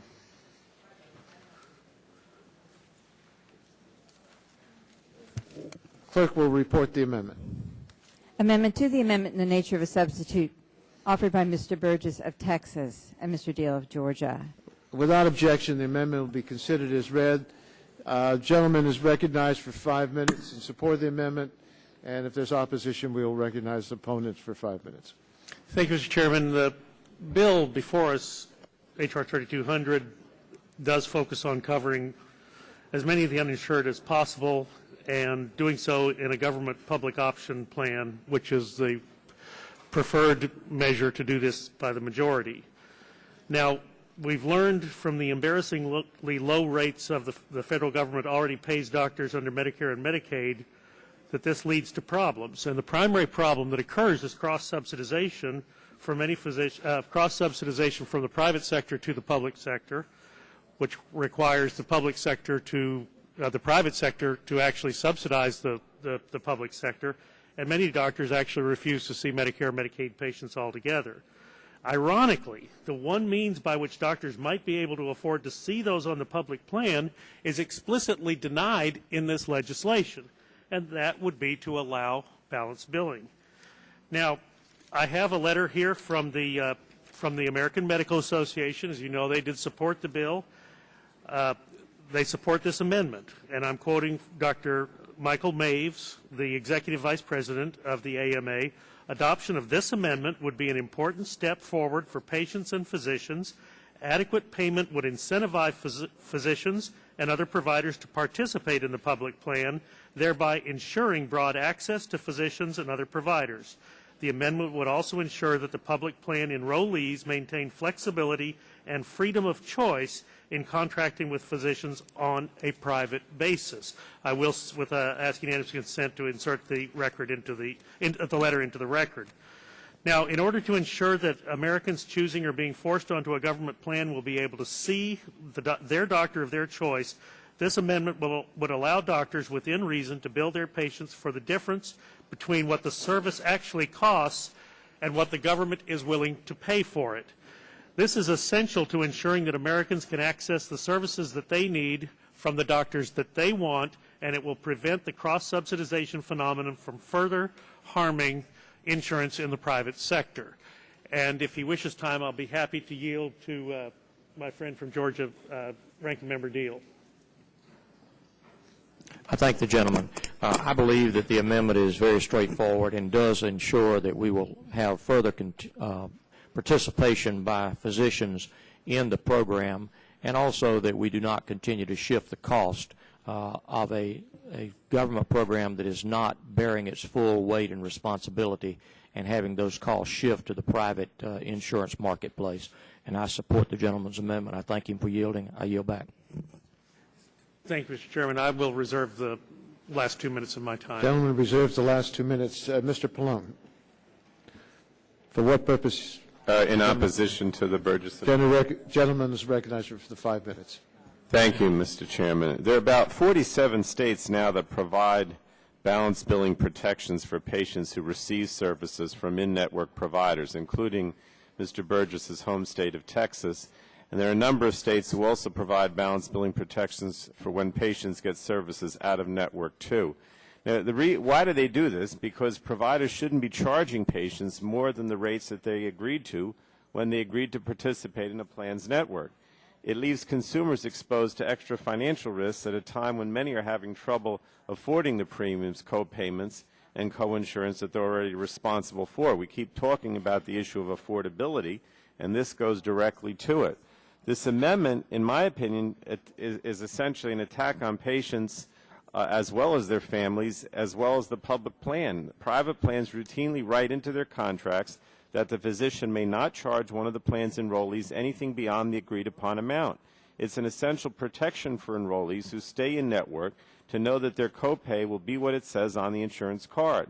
And this amendment would prohibit the public plan from pursuing these same common-sense protections, so essentially would put the public plan on a severely unlevel playing field compared to its competitors. Everyone keeps saying that if we're going to have a public plan, which I support, there should be a level playing field. And I think we all agree with that. Even if we don't agree there should be a public plan, we all agree that it should be on a level playing field. And I think this changes that dramatically.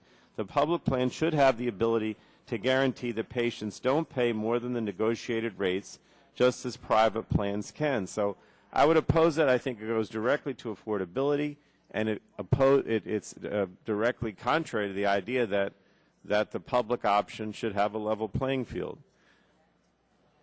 I yield to the chairman. If you have an insurance plan and it has certain providers that you go to in network, often insurance companies, regularly insurance companies, say that those providers can only charge that amount and can't go and add more to the patient's bill. What this amendment would do is that if one of the insurance companies is a public insurance company, they would not be able to limit their doctors from going to the patient and asking for additional money. In other words, it would extend to enrollees. It would not extend to enrollees the beneficiary protections in the current Medicare law against balanced billing and private contracts by physicians who opt out of Medicare. It would prohibit the public plan from imposing any protection from beneficiaries from unpredictable or excessive charges from providers. Private plans can require you stay in network. This amendment would prohibit the public plan from pursuing those same common sense protections.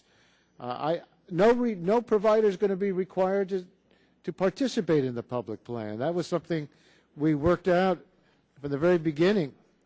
So provider doesn't have to see people in the public plan. But we shouldn't prevent a public insurance plan from providing protections to the insured for additional charges, the same way we do to limit Medicare balance billing, the same way private insurance limits balance billing when they have a preferred provider network. So I would urge opposition to the amendment. Gentleman yields back his time. Yes, I would yield back, Mr. Chairman. Mr. Burgess, you're recognized for 2.5 minutes. Would the gentleman yield for 1 second? Mr. Burgess? Yes. I just want to raise a point that my colleague from New Jersey said that the public plan, we all want it to compete on a level playing field. The reality is the public plan will always be able to outcompete because it's going to be based upon the financial backing of us, the taxpayers, and that's the biggest crux of the problem with H.R. 3200 is that you will never have a playing field with a public option plan. So we disregard that as part of the debate on this amendment. I yield back. And I thank the gentleman for yielding back.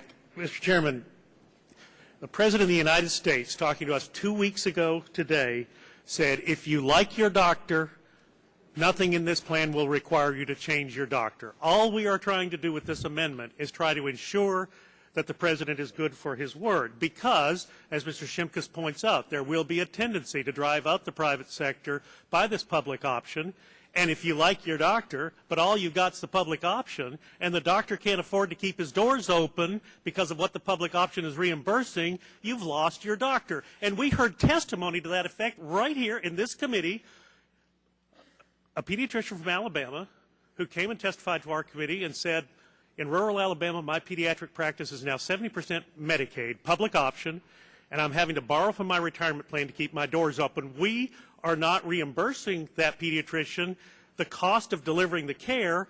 Her 30% private pay cannot offset the cost or the subsidy of the 70% that she's required to kick in on her 70% Medicaid population. As a consequence, as soon as her retirement fund is exhausted, which I suspect will be fairly soon, she will be out of business. Those patients will lose their doctor even though they may like their doctor. Let me be absolutely clear. I do not support the public option. I do not support H.R. 3200. But I am trying to preserve and protect the ability of Americans to see the doctors that they want when they want to see them. The chairman referenced the Medicare problem. Absolutely that's a problem because we don't allow balanced billing in Medicare. And what are we going to do to our Medicare doctors December 31st at midnight of this year when the ball falls in Times Square? Doctors get a 20% pay reduction in reimbursement unless we rescue them at the last minute. And we're going to set up a new system that does exactly the same thing.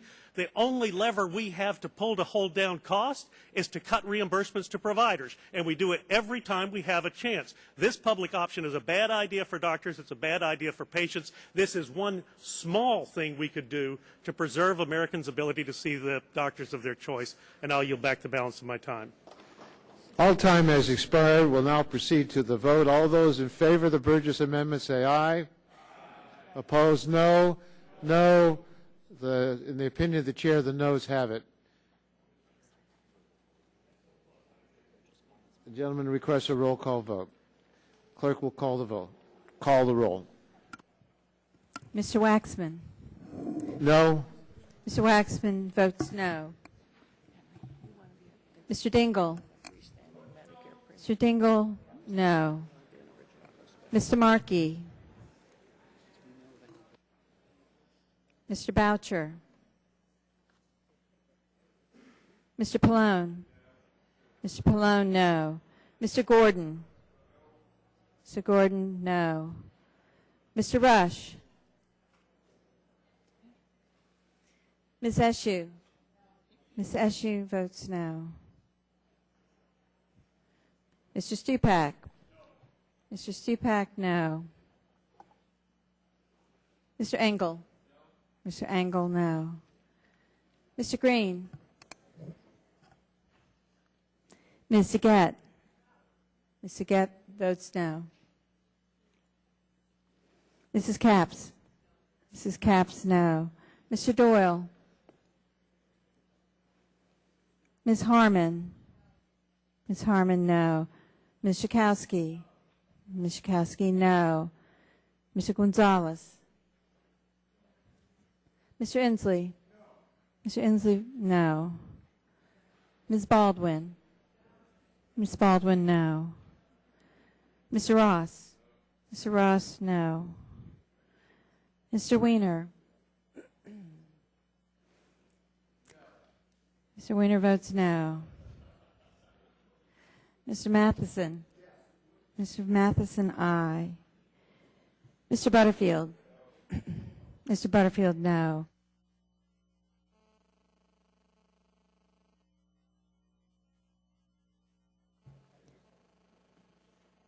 Mr. Melanson.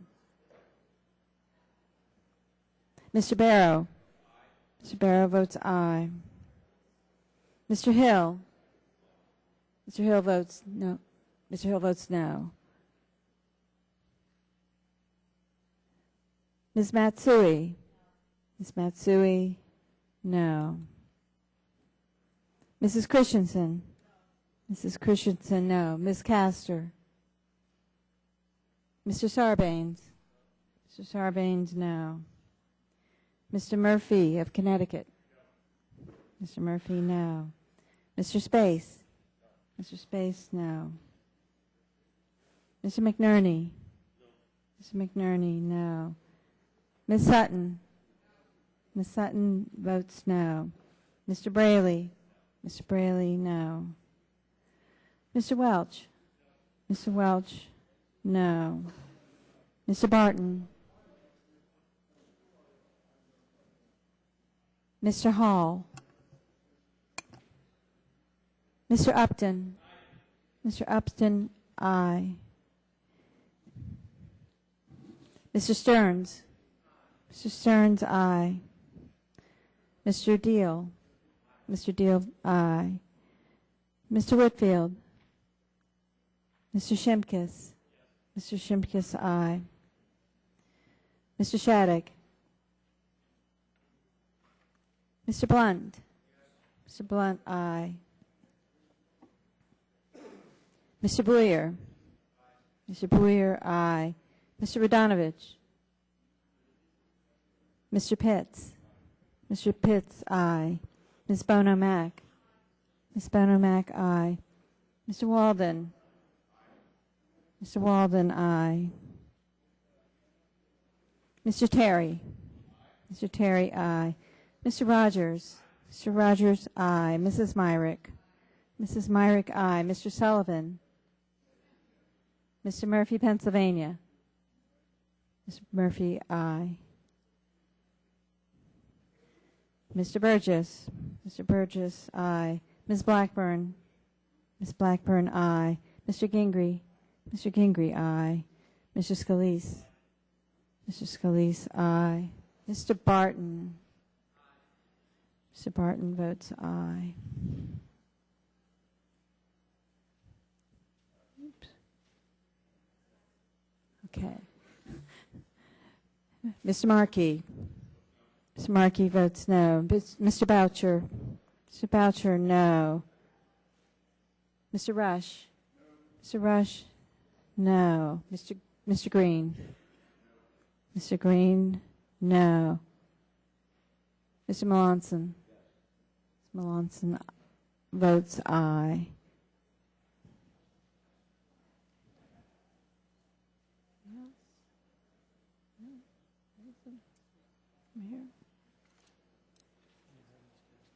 No, we don't. Ms. Castor? Ms. Castor votes no. Have all members responded to the call of the roll? Clerk will tally the vote.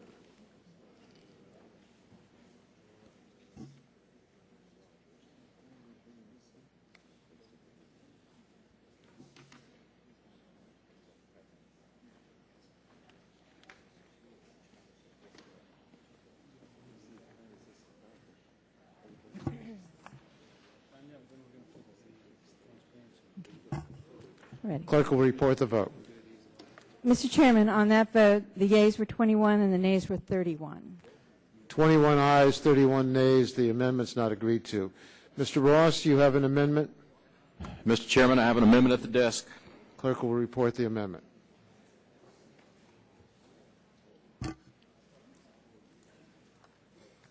Amendment to the amendment in the nature of a substitute to H.R. 3200 offered by Mr. Ross of Arkansas. Without objection, the amendment will be considered as read, and the gentleman from Arkansas is recognized for 5 minutes. Thank you, Mr. Chairman. Millions of Americans are living with chronic diseases that require them to receive home oxygen therapy to help them breathe, mitigate the symptoms of their diseases, and slow its further progression.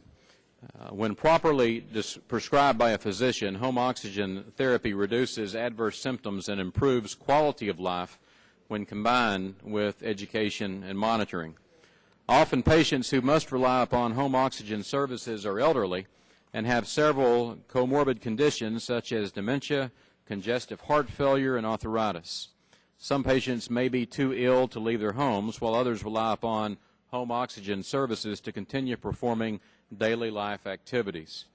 Patients, physicians, therapists, and others in the home oxygen community agree that suppliers of home oxygen services do more than deliver oxygen equipment.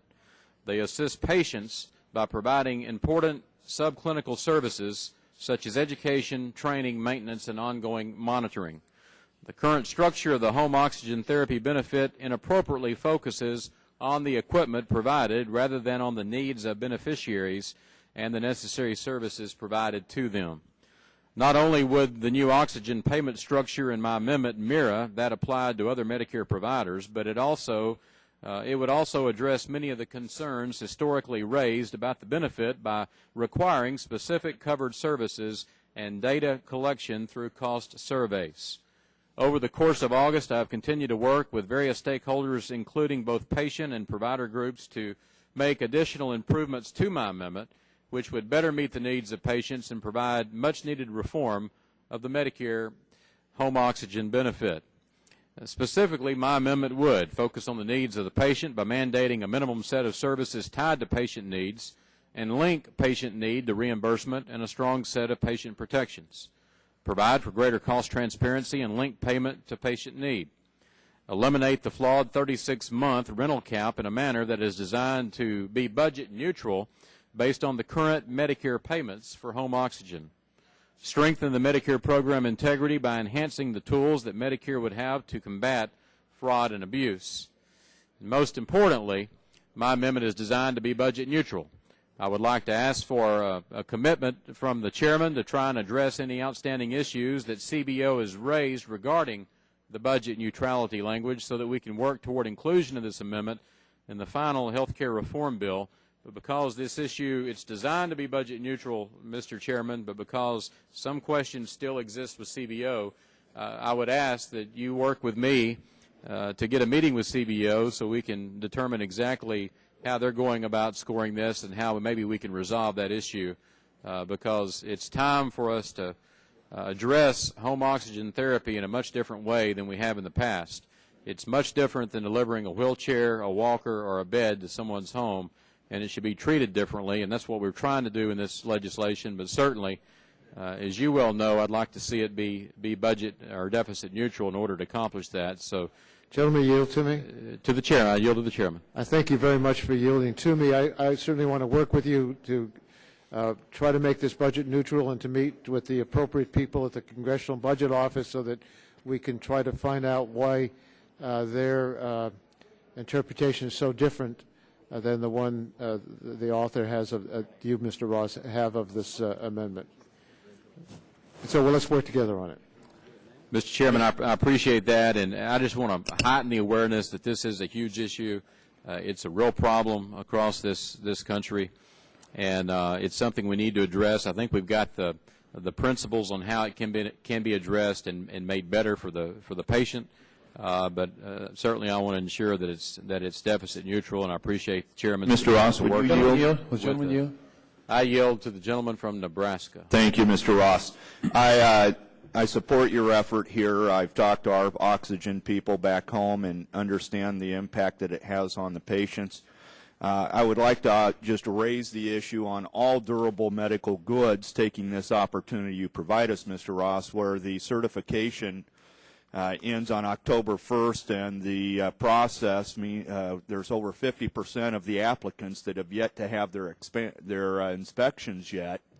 And in a matter of a few days, they may be barred for a year to sell durable medical goods when they've done everything in the process. And I would just encourage our committee to continue to work with the center so we can get those durable medical goods providers certified in a timely manner so they don't lose their rights to sell to their patients.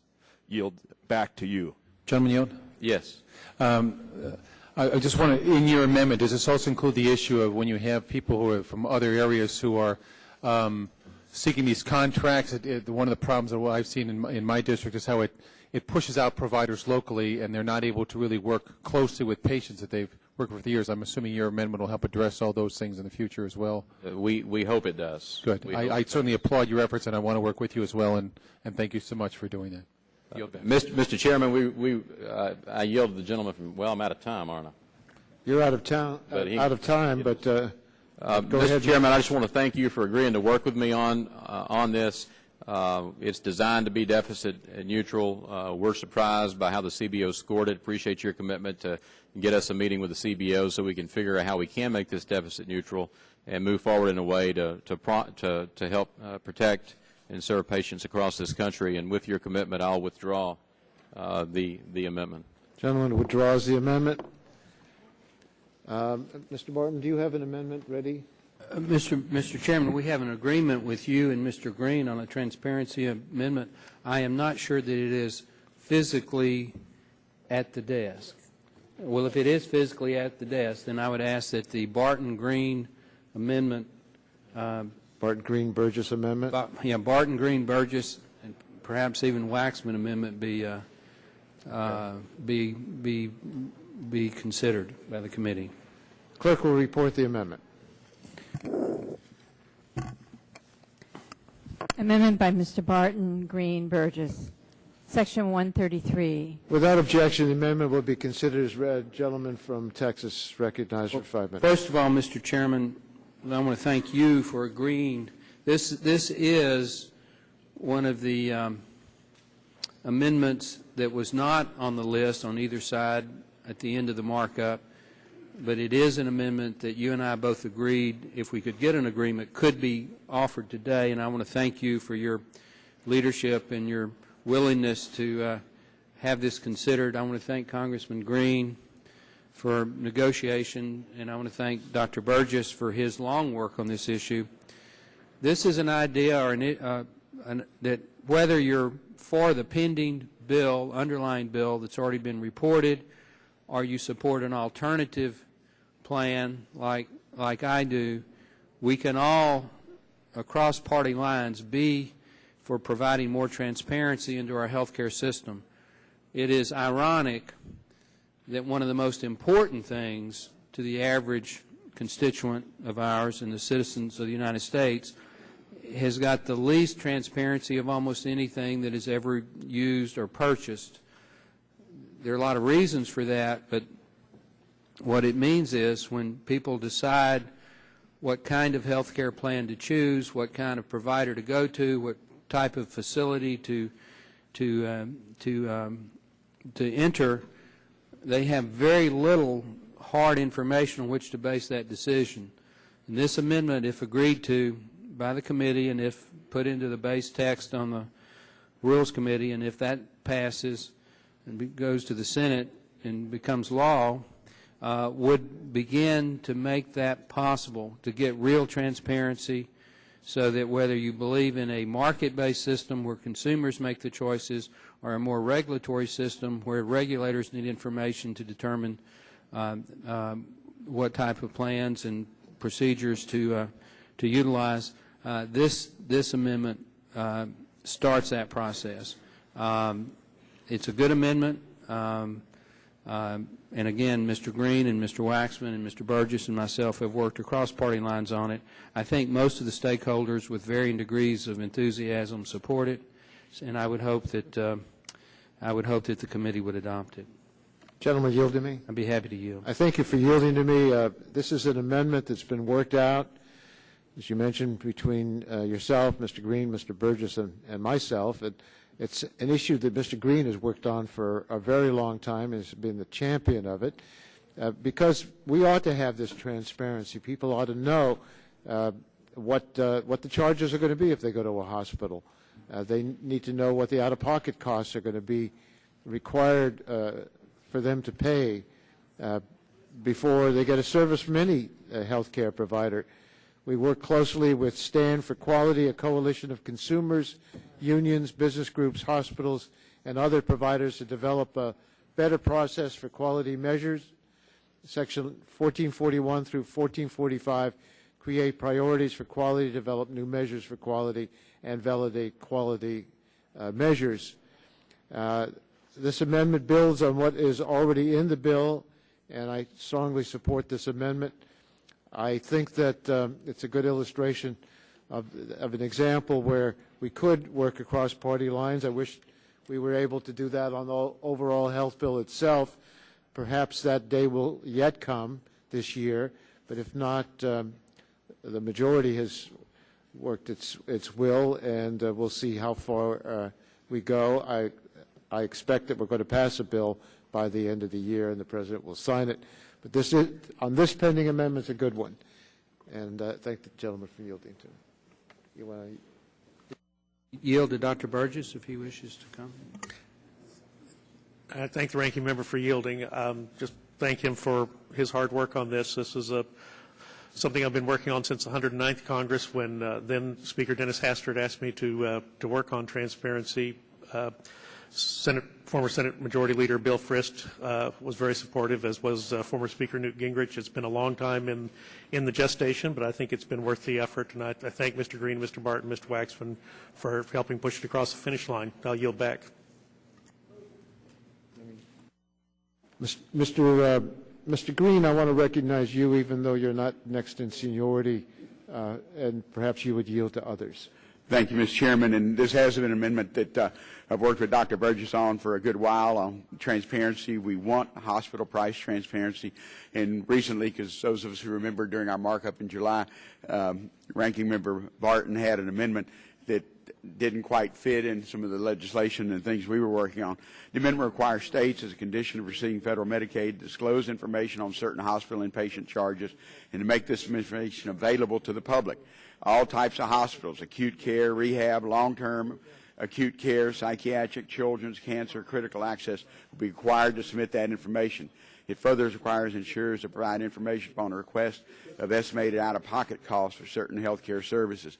That's our goal, is to make sure people know what they're paying for and how much it is. I just had a constituent this last week who was really upset about he had third-party coverage, but the cost difference that he was looking at.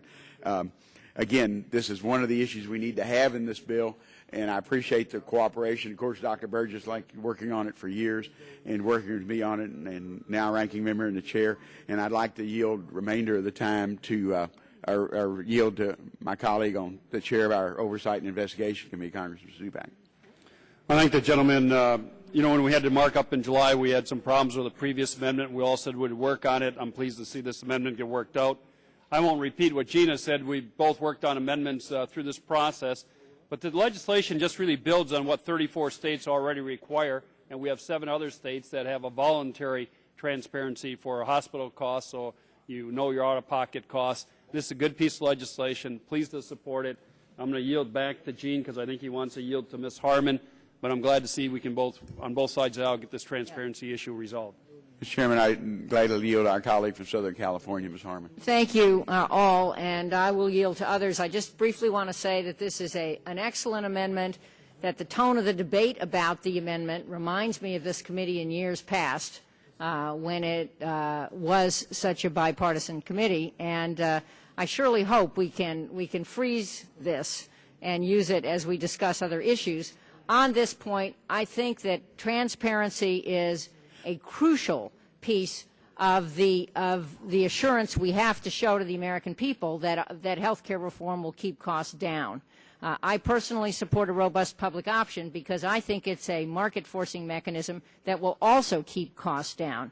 And, Mr. Chairman, I want to say that the markup today is proceeding very smoothly, and hopefully we will have other amendments debated in this way, and I yield to anyone else who would like to talk in favor of this amendment. Mr. Chairman, if anyone else requires time, I just want to remind folks, transparency is probably one of the major issues we need, and this bill will have that. 3200 will have transparency if we make it all the way through with lots of other good things, but transparency is very important to what people are paying and what they're being charged for health care. And so, Mr. Chairman, I'll be glad to yield back my time since no one... Gentleman yields back the time. The vote now comes on the amendment offered by Mr. Barton on behalf of himself, Mr. Green, Mr. Burgess, and Waxman. All those in favor of the amendment will say aye. Aye. Aye. Opposed, no. The ayes have it, and the amendment's Mr. agreed Chairman, to. I'd like a roll call vote on that. Okay. You sure? Just to prove that we're really for it. Yes, sir. Okay, the clerk will call the roll. Mr. Waxman. Aye. Mr. Waxman, aye. Mr. Dingell. Mr. Dingell. Mr. Dingell votes aye. Mr. Markey. Mr. Boucher. Mr. Pallone. Mr. Pallone, aye. Mr. Gordon. Mr. Gordon, aye. Mr. Rush. Ms. Eshoo. Ms. Eshoo, aye. Mr. Stupak. Mr. Supak, aye. Mr. Engel. Mr. Engel, aye. Mr. Green. Mr. Green, aye. Ms. DeGette. Ms. DeGette votes aye. Mrs. Capps. Mrs. Capps, aye. Mr. Doyle. Ms. Harmon. Ms. Harmon, aye. Ms. Schakowsky. Ms. Schakowsky, aye. Mr. Gonzalez. Mr. Inslee. Ms. Baldwin. Ms. Baldwin, aye. Mr. Ross. Mr. Weiner. Mr. Weiner, aye. Mr. Butterfield. Mr. Butterfield, aye. Mr. Melanson. Mr. Melanson, aye. Mr. Barrow. Mr. Barrow, aye. Mr. Hill. Mr. Hill, aye. Ms. Matsui. Ms. Matsui, aye. Mrs. Christensen. Mrs. Christensen, aye. Ms. Castor. Ms. Castor, aye. Mr. Sarbanes. Mr. Sarbanes, aye. Mr. Murphy of Connecticut. Mr. Murphy, aye. Mr. Space. Mr. Space, aye. Mr. McNerney. Mr. McNerney, aye.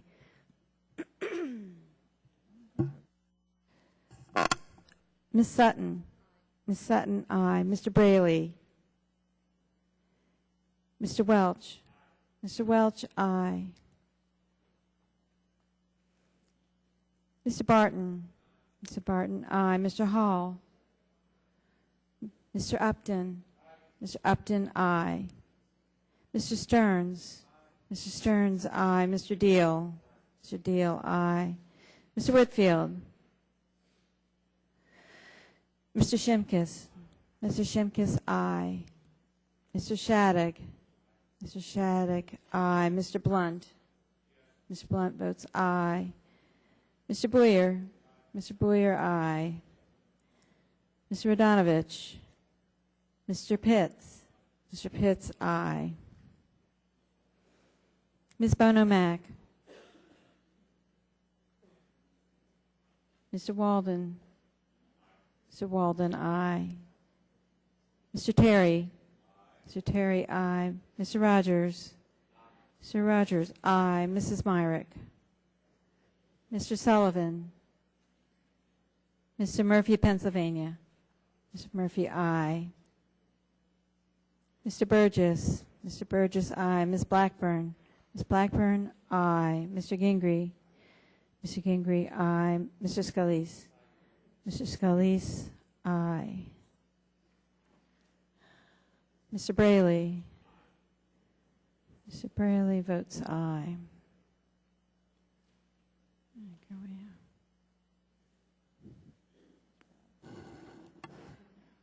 Okay. Mr. Markey. Mr. Markey votes aye. Mr. Inslee. Mr. Inslee, aye. Mr. Boucher. Mr. Boucher votes aye. Mrs. Myrick. Mrs. Myrick votes aye. Ms. Bono-Mack. Did she come in? No?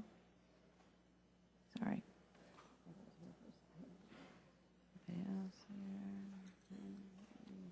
Over here.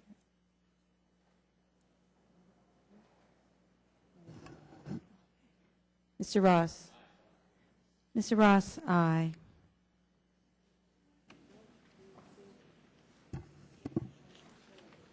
Have all members responded to the call of the roll? Clerk will tally the vote.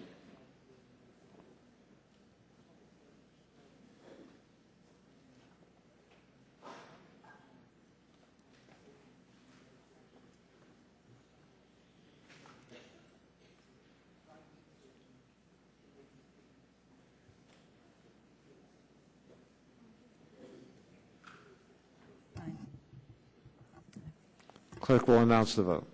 Mr. Chairman, on that vote, the ayes were 50 and the nays were 0. Without objection, Mr. Rush, do you wish to be recorded on this vote?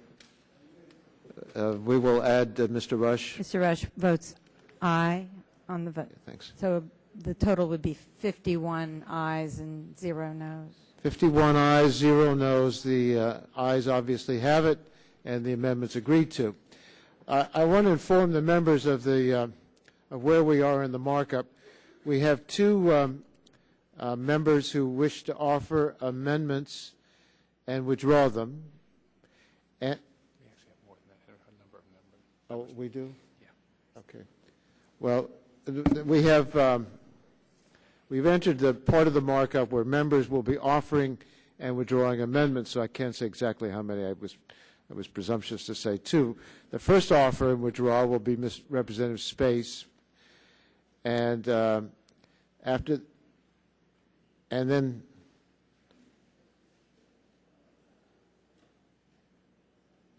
well, then we were going to go to Mr. Welch. No, Mr. Rogers. You go to Mr. Rogers next. Oh, there we. Okay. Okay. Okay. Let me clarify it. We are going to go to Mr. Space, who will offer an amendment, speak on it, and withdraw it, and then we will go to Mr. Rogers to offer an amendment, which we will have agreed will be debated for no more than an hour, and it will then be withdrawn. And then we will be available to other members who may wish to offer amendments and withdraw them. We will have, I'm informed by the minority, a request for a roll call vote. When all amendments have been disposed of, I don't expect any further votes on any amendments, so the next vote that we have will be the vote on the final passage. The Rogers Amendment, when we get to it, will be debated for up to an hour, 5 minutes on each side. If 30 minutes on each side, yes, 30 minutes on each side, and members will be recognized for 5 minutes during that period of time, going back and forth. So I'm going to call on Mr. Space first, and then we'll go to Mr. Rogers, but I want members to know that the Rogers Amendment will be debated, but and I'm not urging people to leave, but I want you to know what the schedule will be. So we won't get votes at least for another hour, an hour and 15 minutes or so. Mr. Space, you have an amendment you wish to offer? Yes, I do, Mr. Chairman. Clerk will report the amendment. Amendment to the amendment in the nature of a substitute offered by Mr. Space of Ohio. Add at the end of subtitle E. Without objection, the amendment will be considered as read, and the gentleman from Ohio is recognized for 5 minutes. Thank you, Mr. Chairman. I want to begin by saying I'm going to withdraw this amendment. This amendment, unfortunately, would be a very costly one, and I'm not prepared at this point to place that burden on the taxpayers. However, I believe it's important to notice the point of this amendment. Under this bill, we make significant cuts to Medicare reimbursement rates to skilled nursing facilities. Ohio will especially feel these cuts, taking the 5th largest of any state.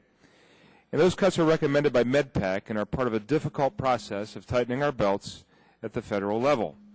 And at the same time we're seeing these Medicare cuts, we're also seeing Medicaid reimbursements to skilled facilities across the country being cut.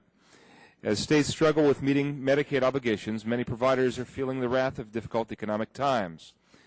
And while we must also recognize this legislation is not creating any new paying customers for nursing homes, we have to ask the question of where this leaves us and those skilled nursing facilities that provide such vital services to our senior population.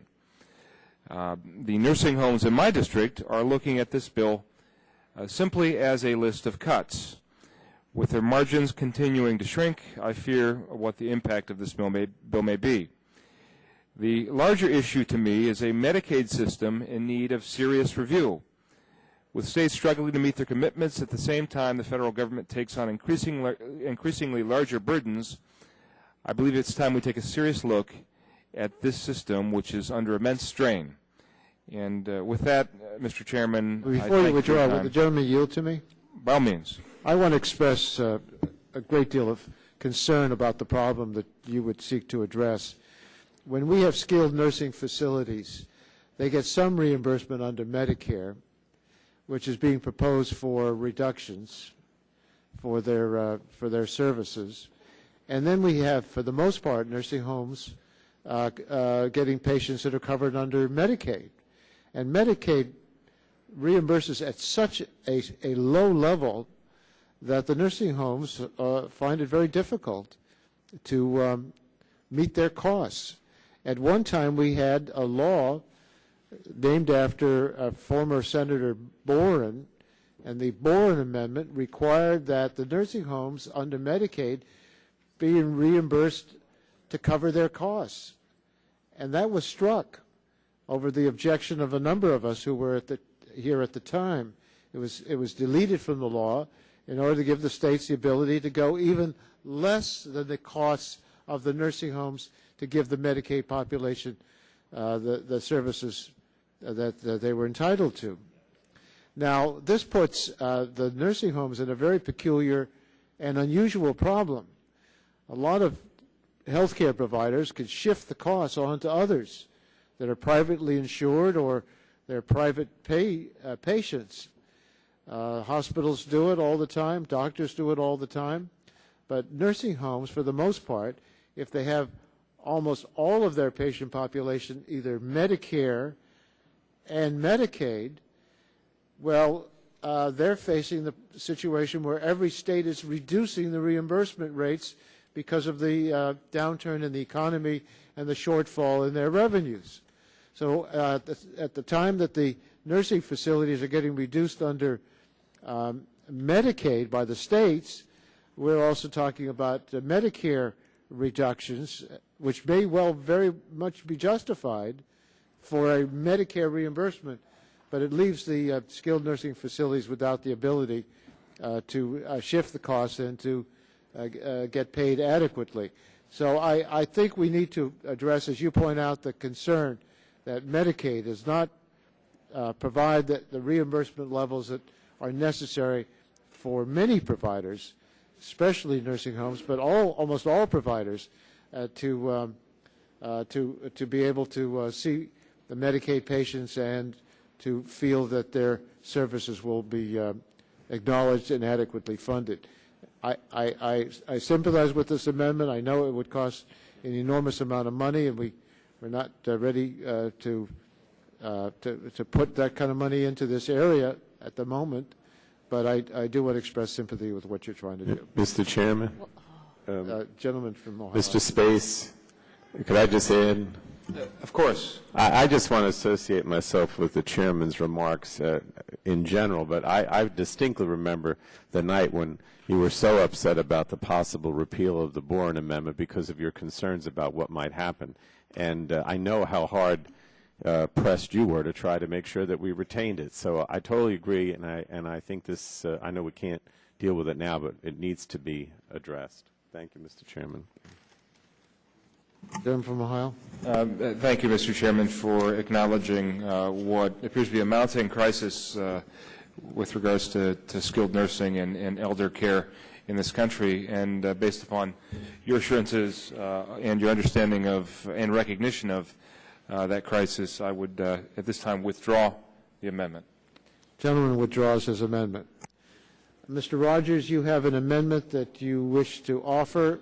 Without objection, the clerk will report the amendment, and it will be clerk will report the amendment. Amendment to the motion offered by Mr. Rogers of Michigan. Without objection, Mr. Chairman, I'd like to reserve a point of order. Gentleman reserves a point of order on the amendment. Mr. Rogers, you're recognized to start off the debate for 5 minutes. Thank you, Mr. Chairman. I really don't wish to withdraw the amendment, and I would certainly ask that with your careful consideration that we could actually have a vote on this amendment if you'd be so inclined to do that. I know there's an arrangement, and I would certainly be... Well, the gentleman, before you'd even start your debate time, this is an amendment that is not germane. This is an amendment that does not fit into the category of the amendments under consideration because it wasn't on file. This is an amendment that I've been presented to me as an amendment that the Republicans basically want to use to debate the health care reform bill. And under that basis, we'll consider the amendment and have the debate. But this amendment is not going to be put to a vote because it is not germane. It is not an amendment in order. So at the end of the day, the time, we're not going to proceed to a vote on this. But I just want to make clear you're not going to allow us to have a vote, and you have that authority. You could do that. I understand that. No, I'm not refusing you a vote because of any personal thing.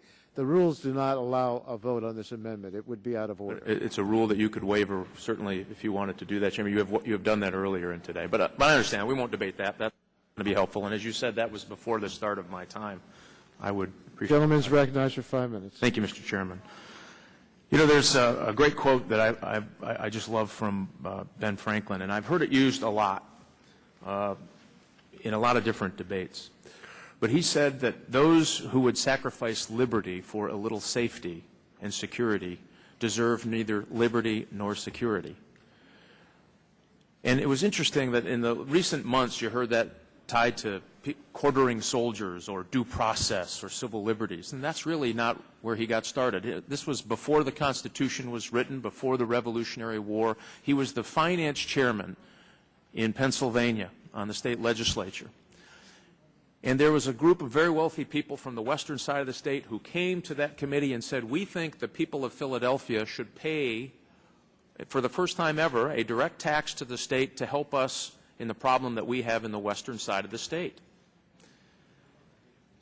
Yeah, good idea, he said. And what he was trying to say is, and his whole argument is, that is not fair. You cannot punish those people in the areas of Philadelphia who are working hard and playing by the rules to pay for the few on the other side of the state for something that they should take responsibility for. And it was interesting because that is an ember that lived and burned pretty bright in the whole debate of who we are as the American people. In the most difficult times we've had in this country, we never abandoned the thought that it's okay to punish those who are working and doing the right thing and playing by the rules and take something away from them to give it to somebody else who may or may not do that. We have agreed that a safety net is a good idea. So you think about it. The Great Depression, over 30% unemployment for years. The poverty level in the United States was staggering. But we didn't give up.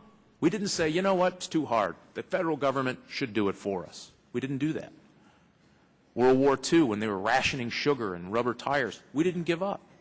And that spirit, that ember of fairness on behalf of the American people has led to the greatest nation on the face of the earth. Because it's individual responsibility. It's people getting up every day and think, I can do this better, faster, quicker, the speed of business. I can take care of my family. Let the government take care of something else. So now we get to this point.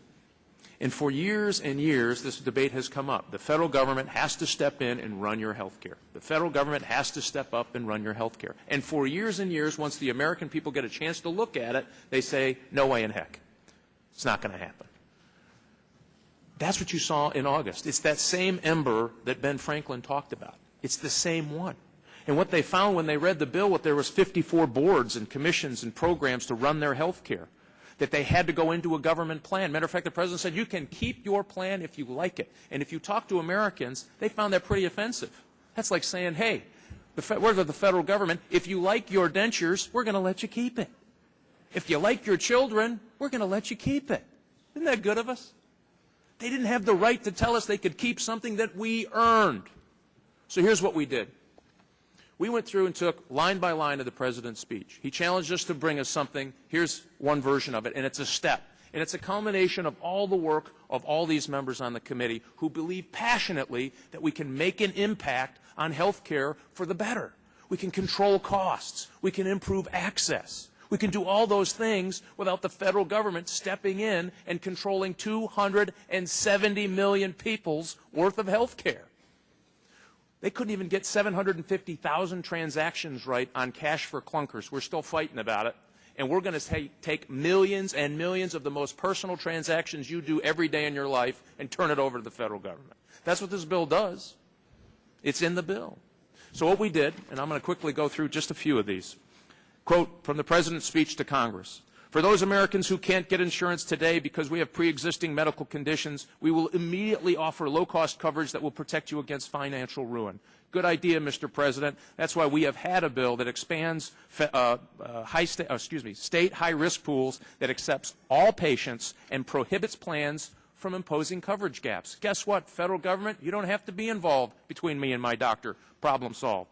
As one big group, this is the President of the United States, customers will have a greater leverage to bargain with insurance companies for better prices and quality coverage. Mr. President, great idea. That's why, for the work of members on this committee, there's an association of small business plans that allow small businesses, not because the federal government tells them to do it, to get together and negotiate with insurance companies that we today say they can't do. It's against the law. Gentleman's time has expired. And Mr. Chairman, if you really believe that the President of the United States was honest about extending a hand, this is your chance, this is this committee's chance to answer these questions in a way that gets millions of Americans covered on health care and doesn't involve the federal government. Gentleman's You and your doctor. Gentleman's time has expired.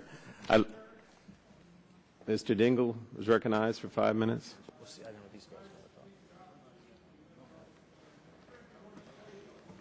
What I have to say here today is said with respect and affection for the author, but not for the amendment. We have here an amendment which we have seen for the first time. I think the gentlemen on the Republican side were waving this when the President spoke. And we've been waiting for it for a long time. It's not been offered until now. But let's look at what we do.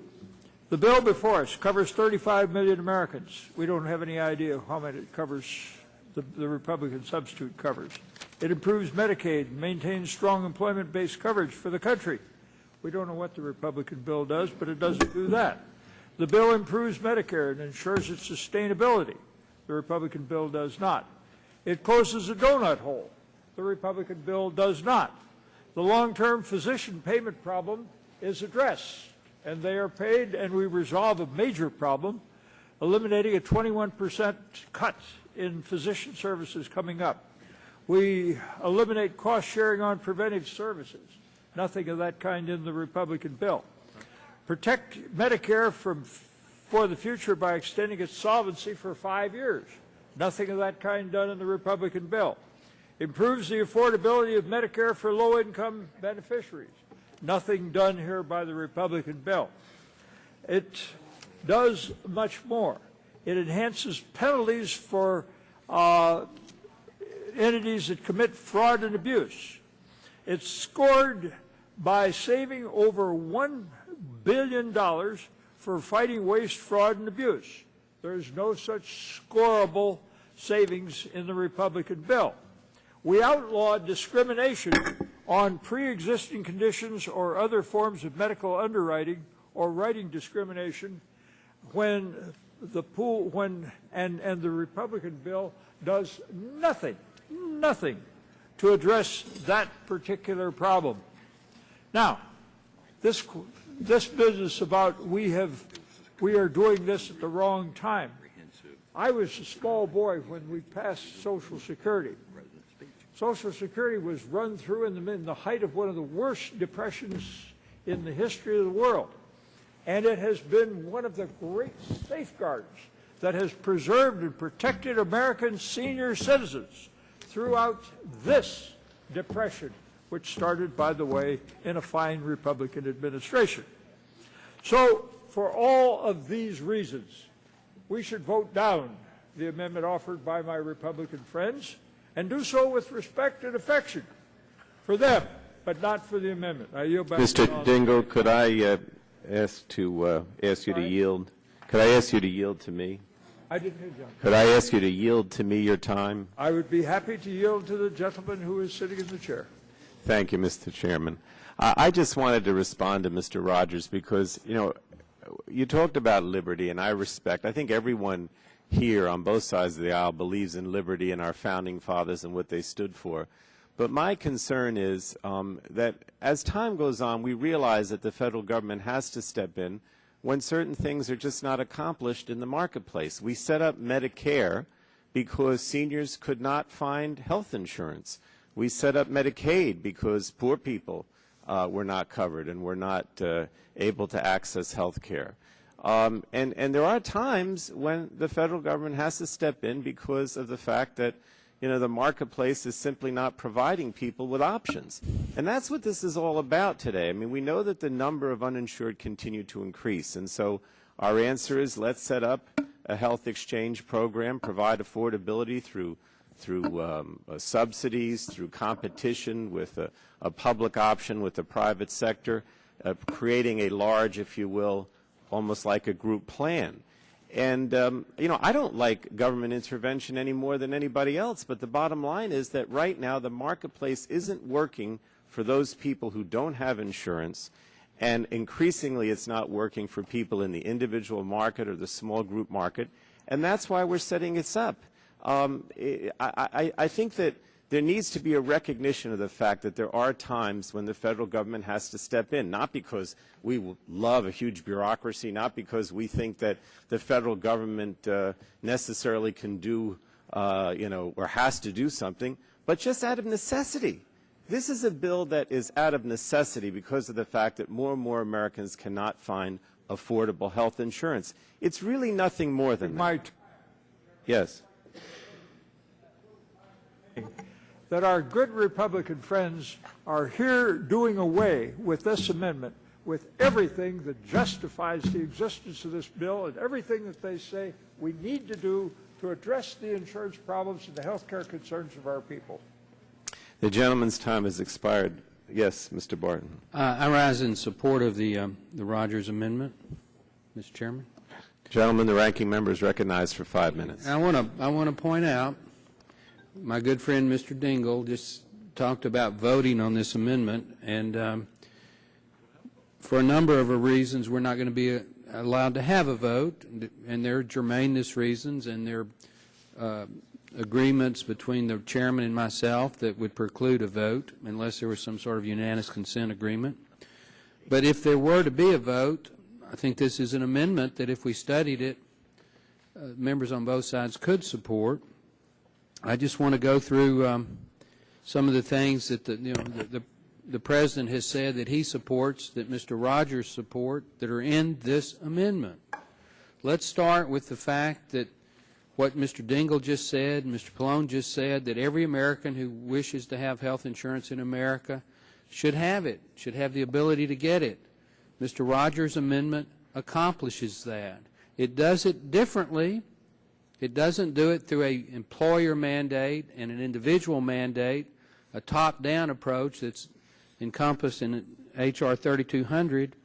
It does it by expanding access to coverage through pools, by allowing insurance companies to sell insurance across state lines, by giving various incentives, vouchers, tax credits to those Americans who can't afford it. The Rogers Amendment covers pre-existing conditions, so it would give every American in this country who wishes to have health insurance the option to get it, regardless of their income ability, regardless of their pre-existing conditions, but it would do it without the heavy hand of government mandating what that coverage is and mandating that the employers have to pay these taxes and mandating that individuals have to have it. I think Mr. Rogers' approach is better. It is what my constituents told me in my town hall meetings in August. I had almost 5,000 people come to my town hall meetings. I attended a town hall meeting with 3 other congressmen that another 2,000 people came to. I had meetings in chambers of commerces and civic clubs and various groups that another 3,000 people came to. All in all, I was face-to-face in Texas with over 10,000 citizens who all had a very intense concern about their health care, were very involved in what we're doing up here. Very few of them, now I have to admit, Mr. Chairman, some of them wanted a government-run plan, a government option, but not very many. If you took a vote, I would say it would have been well over 90% to perfect the private sector, and maybe 5 to 10% that wanted to go the way H.R. 3200. Talk about another thing that the President said in his bill, that if you have your health insurance and you want to keep it, you're going to get to keep it. With all due respect, H.R. 3200, as reported by this committee, would not make that happen. It would freeze existing plans' date of enactment. It would give this new health care czar the ability to set terms and conditions. It would require a minimum premium to be paid by the employer of 72.5%. You would have millions of Americans lose their current health insurance because their employer would choose that it was easier to pay the 8% payroll tax and put the people into the public option and eliminate the private coverage. That's not, if you have health insurance and you want to keep it, you get to do it. It is, in fact, Mr. Chairman, just the opposite. The President said that he didn't think that we ought to impact Medicare. Well, as we all know, the pending bill has specific cuts of over $130 billion to Medicare. Specific cuts. Mr. Rogers does away with that. Mr. Rogers' amendment doesn't have those cuts. I mean, my time's about to expire, but what we're down to, do you want to totally change the current health care system, or do you want to improve the existing health care system? If you want to improve the existing health care system, Mr. Rogers' approach is the way to go. If you have no faith at all in the current system, then perhaps the bill that came out of this committee at the end of July is the way to go. I don't think so. The American people don't think so. And ultimately, I don't think the House of Representatives will think so. So I would support the Rogers Amendment. And I thank the Chairman for his discretion on the time. Gentleman's time has expired. Ms. Eshoo. Thank you, Mr. Chairman. I appreciate the ranking member walking through what's being proposed. The first question I have is, has this legislation of Mr. Rogers, has it been scored? It hasn't. It has. Okay. It has not been scored. All right. Well, let me just say it's Rogers come lately. Okay, and I respect the maker of the motion, but there has not been a bill presented by our friends on the other side of the aisle relative to reforming the health care system. Would the generator yield? Just a second. Let me get my stuff in, and then if I have time, I'd be glad to yield. Number two, I really think that you're on the wrong side of history here, because what you're saying is, let's leave this to the insurers. Let's leave this to the insurers.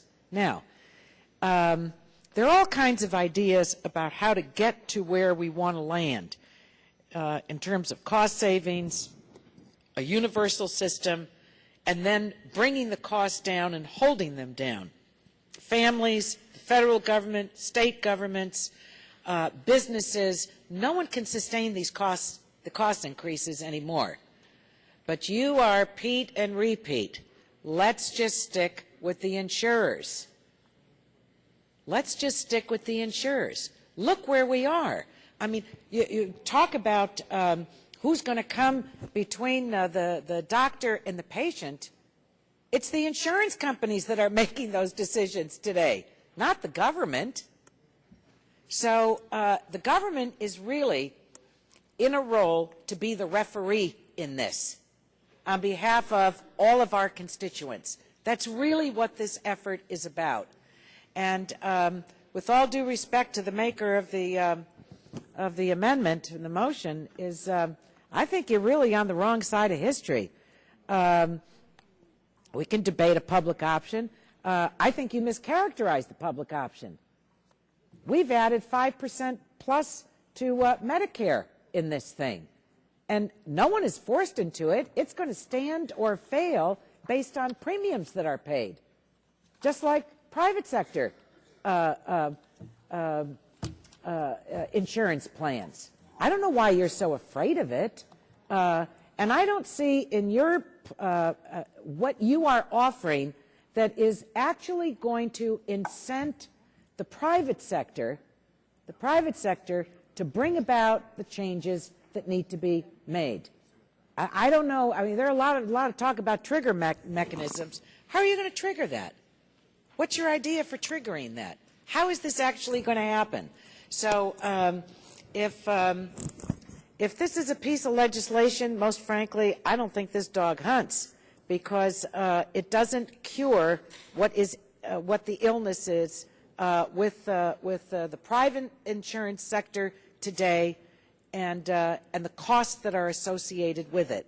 So I wish you'd brought in something that was scored, so we can see what your idea costs, and then compare and contrast. But it isn't. It's offered as an amendment. I think that Mr. Barton wanted a moment, and then Ms. Capps does. The appropriate Texas phrase is, "This dog don't hunt." Well, whatever. I'm not Texan, so you have to. So it's kind of hard for a northern Californian yeah. to talk Texan. But I would point out to my good friend that H.R. 3200, as reported by the Energy and Commerce Committee, hasn't been scored by the CBO. We don't have an official score on what this committee did, so it's a little. Yeah. It's a valid point that we should have our bill scored, but the official committee bill, as reported, hasn't been scored. And with regard to the insurance companies, the Rogers Amendment includes the rescission language, which we adopted in the last Congress to prevent things that happen like happened to my constituent Robin Beaton that the President talked about. Let me just reclaim my time, because I've got like 30 seconds left. Okay. You know what? With all due respect, the two things relative to the insurers, no rescissions, no pre-existing conditions. Let's not get so self-congratulatory about this. This should have been done ages ago. And people have died, and they've been injured as a result of it. So I'm glad that it's in it, but we've got bigger fish to fry. I'll yield the rest of my time to Ms. Capps. She'll be recognized on her own time. Mr. Chairman. Mr. Blunt. Thank you, Mr. Chairman. As I understand, I know this bill is being described as some sort of overall bill. I think the main purpose of this bill that Mr. Rogers had was to take the points that the President, in his speech where he said we agreed on 80% of everything. I'm not sure that percentage is right, but we do agree on some things, and what Mr. Rogers is trying to do here is to find those things, to ensure accessibility. You know, one of the things that the Congress created and improved on when our side was in the majority was risk pools. I don't think they're as good as they need to be. I think we can work harder on that. This bill does that. Risk pools are another way, rather than just saying any insurance company has to insure everybody that comes in the door. And if one company gets people that are disproportionately expensive, that's pretty difficult for them. But them having to contribute to a risk pool, as Mr. Rogers suggests, is an idea where everybody, as my good friend from California just said, everybody needs to have access to coverage, regardless of pre-existing conditions. We shouldn't leave this debate without that happening. No matter what happens on other parts of this bill, we should be working on that. The President talked about medical liability reform. I was in a health care forum in St. Louis, Missouri yesterday before I came here to vote, and of a half a dozen speakers that were broadly represented of the health care and research community. Every one of them talked about medical liability reform. They talked about more transparency in the system. The bill we've already discussed today, they talked about more health information technology. There is a broad base of support for all of those things, and what Mr. Rogers is trying to do here is to find those things we agree on and move forward in those areas rather than to spend time on areas that the President doesn't agree with 80% of the Congress on. And I'd yield 2 of my minutes to Mr. Stearns. I thank my colleague. I would say to the gentlelady from California that better late than never is the slogan here, and Mr. Rogers had an inspiration, and his inspiration obviously probably came from what the President said in his speech to the joint session. And so this inspiration has come. He has a bill, and obviously Your mantra is repeat, repeat with more government, and ours is trying to give freedom and choice. And I think that's what Mr. Rogers indicated in his opening statement is don't be afraid of freedom. Allow choice. Allow the American citizens to make choices. Now, Mr. Blunt mentioned something that is extremely important, and I think everybody on both sides of the aisle would agree with what he said. When the President says, as one big group, customers will have greater leverage to bargain with insurance companies for better prices and quality control and coverage, he was talking about creating associations, cooperative for small businesses in this country, individual membership association. What about the realtors? All the realtors could get together, have a cooperative for health insurance. What about the Kiwanis? Or what about the Chamber? Or even large churches? Why not allow them this opportunity? Well, simply the Rogers bill allows this. So I say to Mr. Dingell, if we have an inspiration, we have a good idea, why don't you just say, we'll accept portions of the amendment? So really, I think just to say and discount the whole Rogers amendment because it's too late is wrong. And the other thing that I have mentioned in my opening statement, which concerns me a bit, is the President says the reforms I'm proposing would not apply to those who are here illegally. Well, okay, Mr. Dingell, Ms. Eshoo, why not require citizenship verification? An e-verification program that we've all talked about, we all agree on. And even the President says we should not give these kinds of health care subsistence to people here who are here illegally. So require citizen verification. So with that, I yield the balance of my 1 minute. I'd yield the rest of my time to Mr. Rogers. Thank you, Mr. Chairman. And in all of the issues, including my good friend from Michigan, Mr. Dingell's question about fraud, I actually had somebody look at the bill, the 3200, who does that used to do that for a living. He was a U.S. attorney from the Eastern District and said that bill is a disaster. You need to beef it up. So you know what we did? We beefed it up. In this bill, you actually have real teeth to go after it. And if we don't, 8% will bankrupt us. Because 8% of a bigger pool, when you add more people into the government plan, means a lot more fraud and a lot more abuse that gets flushed down the tubes. That's in there. We also stopped the $500 billion in the Medicare cuts that you all have proposed in 3200. It's wrong. We don't have to do it. So there's great innovation in here as we went through and listened to the President, provided him with bills. But by the way, these aren't bills that I just wrote last night. These are all bills that have been here that have not been allowed to be a part of this debate. So we put them all together, addressed every one of the President's concerns, and said, here you go. Gentleman's time has expired. Mr. Engel. Thank you, Mr. Chairman. I would like to just very briefly talk a little bit about the health care debate. You know, we talk a lot about the town hall meetings and people yelling and people screaming. There's been so much misinformation out there, as far as I'm concerned, mostly from Republicans, for using this for political purposes to scare people into saying they're going to lose what coverage they have and everything is going to be terrible. The insurance companies, they have put out misinformation. They like the system just the way it is. They compete with themselves. They decide what to do. I have spoken with so many people from my district and outside of my district that have been denied coverage by the insurance companies. They go to an appeal process, and who is sitting there appealing them? The same insurance companies that denied them the right for insurance and for medical help in the first place. So I think that H.R. 3200 is tempting to correct all that. I really think we need a robust public option, and I hope the Democratic leadership will put a robust public option tied to Medicare out on the floor so we can vote on it. It keeps premiums down, because insurance companies will have to compete with the public option, which will be low if it's pegged to Medicare rates. And also, it saves money. I don't understand my friends on the other side who call themselves fiscal conservatives and they reject the public option. The public option has been scored to save anywhere from $70 billion to $120 billion in the bill. So if you're a fiscal conservative, you should be for the public option. If you want rates to be kept at low to help our constituents, you should be for the public option. Now, let me talk briefly about the Rogers substitute. H.R. 3200 covers about 35 million additional Americans. The Rogers substitute is unclear. H.R. 3200 closes the donut hole for seniors, for Medicare beneficiaries, And the Rogers substitute continues the donut hole created in the original drug bill.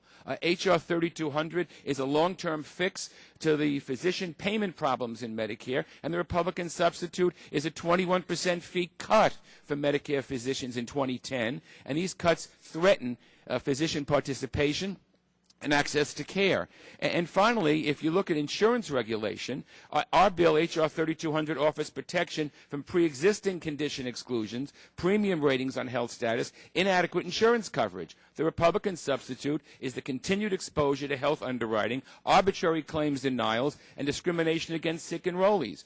Our bill limits on out-of-pocket exposure to medical costs.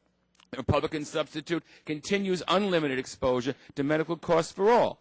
Our bill has a genuine competition on price and quality of health insurance. The Republican substitute is simply a race to the bottom, where states with the least protective laws set the rules for all plans nationally. And finally, H.R. 3200 is a continuation of the state's strong role in regulating insurance within the state. The Republican substitute is not. So Mr. Chairman, I think it's so important that we reject this, and so important that we go to the floor with a strong bill, with a robust public option, and give the American people what they deserve. And I yield to Ms. Capps. Thank you for yielding, and I will kind of make it into a couple of questions that I would like to ask Mr. Rogers or someone from the side proposing this substitute bill. I'm very interested in the comments that many of my constituents have been bringing to my attention really over the years, but focused in the last few weeks as we've met with them on this legislation. They're concerned about their insurance policies. They like the policy they have, but they're very concerned about changing jobs and getting a new health insurance policy and being denied for pre-existing conditions. They're also, they've been terrified by the stories that their friends and loved ones have told them about being diagnosed with a very bad condition and then being told by their insurance company that they're being dropped.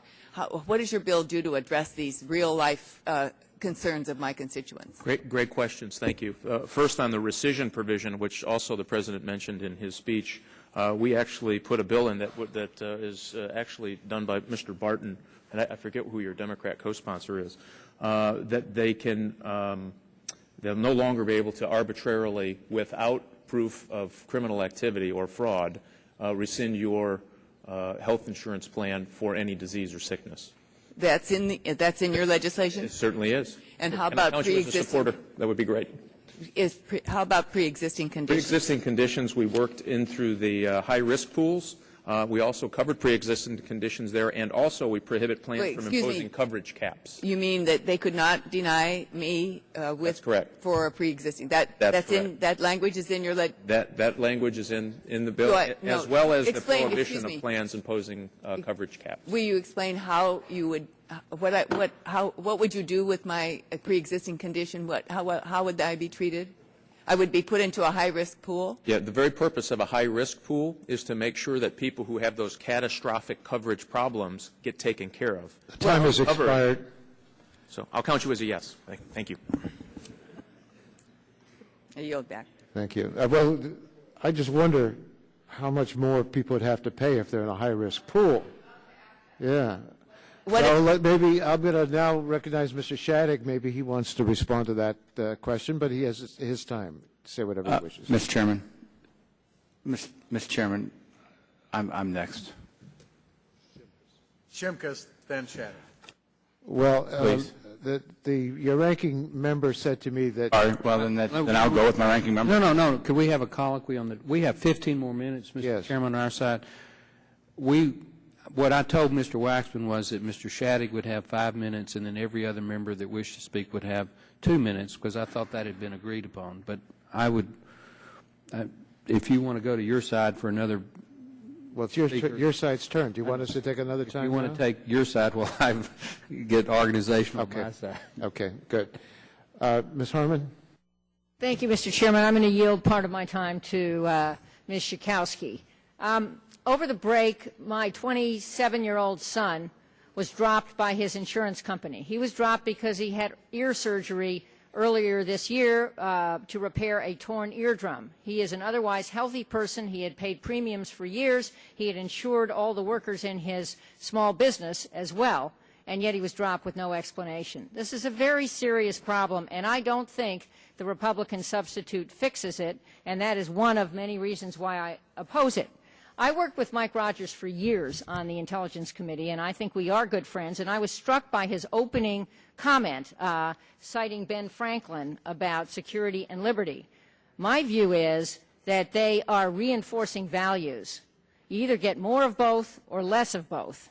And in my view, in this health care debate, the public role in health care and the private role in health care are also reinforcing values. And if we want to achieve what the Constitution requires, which is the protection of life, liberty, and the pursuit of happiness, we need a robust public role and a robust private role. And that is what I think H.R. 3200 achieves. It is not a perfect bill. There are parts of that bill that I was disappointed in. For example, the language on a public option. I support a stronger public option than the one in our bill, and that is why I voted against one of the amendments offered by Mr. Ross. That's one. Number two, although I understand and respect Mr. Dingell's strong concerns about safety, I personally support drug importation. And the reason that I do is I think that would save $50 billion. It has been scored over 10 years. And I am hopeful that we will answer the safety concerns and it will pass in the Senate, and then we will take it up on the House floor. So there are many things I would improve. I'd love to yield to you, but I promised I would yield 2 minutes to Ms. Schakowsky. So I think I still have 50 seconds for you, Mr. Rogers, and then I will yield at the 2-minute mark to Ms. Schakowsky. Mr. Rogers? I'm yielding. Oh, I'm sorry. 47 seconds. Thank you. First of all, and I appreciate the gentlelady's comments, we have worked together, we are friends, and I think honest people can disagree civilly, and I think that's what we're seeing here. But in 3200, you actually, after 5 years, take away every person's plan that has it, enjoys it today, and pushes them into a federally run exchange that has a government. It's actually, if you read the language, it's in the bill. They can't add one formulary. They can't add one more employee. Any change deems that you have to go through the federal exchange, number one. And number two, the rescission bill, which is a bipartisan bill, is in here to make sure that that doesn't happen. And I yield back. Reclaiming my time, I have a very different conception of 3200, and I yield the remainder of my time to Ms. Schakowsky. You know, I'm sure Mr. Dingell would attest that we heard the same arguments when Medicare was proposed, and thank goodness passed, because now we have a program that serves so well people over 65 years of age and persons with disabilities. And while I personally believe that expanding Medicare for all Americans would be the most efficient and effective way to go, that isn't what we're doing here today. And I would say that Medicare beneficiaries, a public program all the way, have more choices than most Americans, picking their own doctors, making their health care decisions, because that's the way the government insurance program operates. But what we're talking about here, it seems to me, is whether or not this private sector is so much preferable to the public. And I would say that all these free marketeers and people talking about liberty have to fess up to the fact that the AMA, the American Medical Association, says that 94% of markets in the United States of America are non-competitive. And by law, they can be non-competitive. They can be oligarchies or whatever we call them. You know what I mean, not monopolies, but, you know. Thank you. But what we have is a law that says that the insurance industry is exempt from antitrust laws. I don't think most Americans know that, and so that they don't have competition, and most Americans don't have the choices that they have even under Medicare. And that's why we have to have a public option, which is completely voluntary. And yes, the public option can be less expensive. because it's a not-for-profit setup. They don't have to make a profit, nor do they need to make huge executive salaries for the members of the insurance, for the leaders of the insurance industry. When people talk about standing between you and your doctor, time has expired. Oh, I'm sorry. I And- yield back. Thank you for yielding back. I'm now going to recognize the Republican side for 10 minutes, 2-minute intervals, 2 minutes to each person, and I'm going to yield 10 minutes to Mr. Barton to control, and he can yield. We're going to start with, we're just going to go down the seniority straight up. Mr. Deal will have 2 minutes, Mr. Shimkus will have 2, Mr. Shaddy will have 2, Mr. Terry will have 2, Mrs. Blackburn will have 2, Mr. Gingrey will have 2, but we'll do 10 minutes and then the Democrats, and then go back to the final 5 minutes and then give Mr. Rogers 1 minute to close. Yeah. So we start with Mr. Deal for 2 minutes. Thank you. If there's one issue that the American public has almost universally embraced, is the concept that no taxpayer dollars should be spent for medical care for those who are illegally in our country. This committee had the opportunity to require verification of citizenship and thereby verify eligibility, and unfortunately it was rejected. The posture of this bill that will come before the Rules Committee from the Energy and Commerce Committee, and unfortunately from the other 2 committees of jurisdiction, will have no requirement for verification of citizenship in them. This is the last opportunity, with the adoption of the language that is in this bill, to require verification of your citizenship, just as we require verification for Social Security and for Medicare. It is one of those universally accepted positions which this bill totally ignores. It is interesting that in H.R. 3200, we spend 4 pages saying how we are going to verify income eligibility and not a single sentence as to how we're going to verify citizenship eligibility. The language that I have inserted in this bill of Mr. Rogers will clarify that issue. It will give this committee the chance to say to the full House that we support the position of verification of citizenship.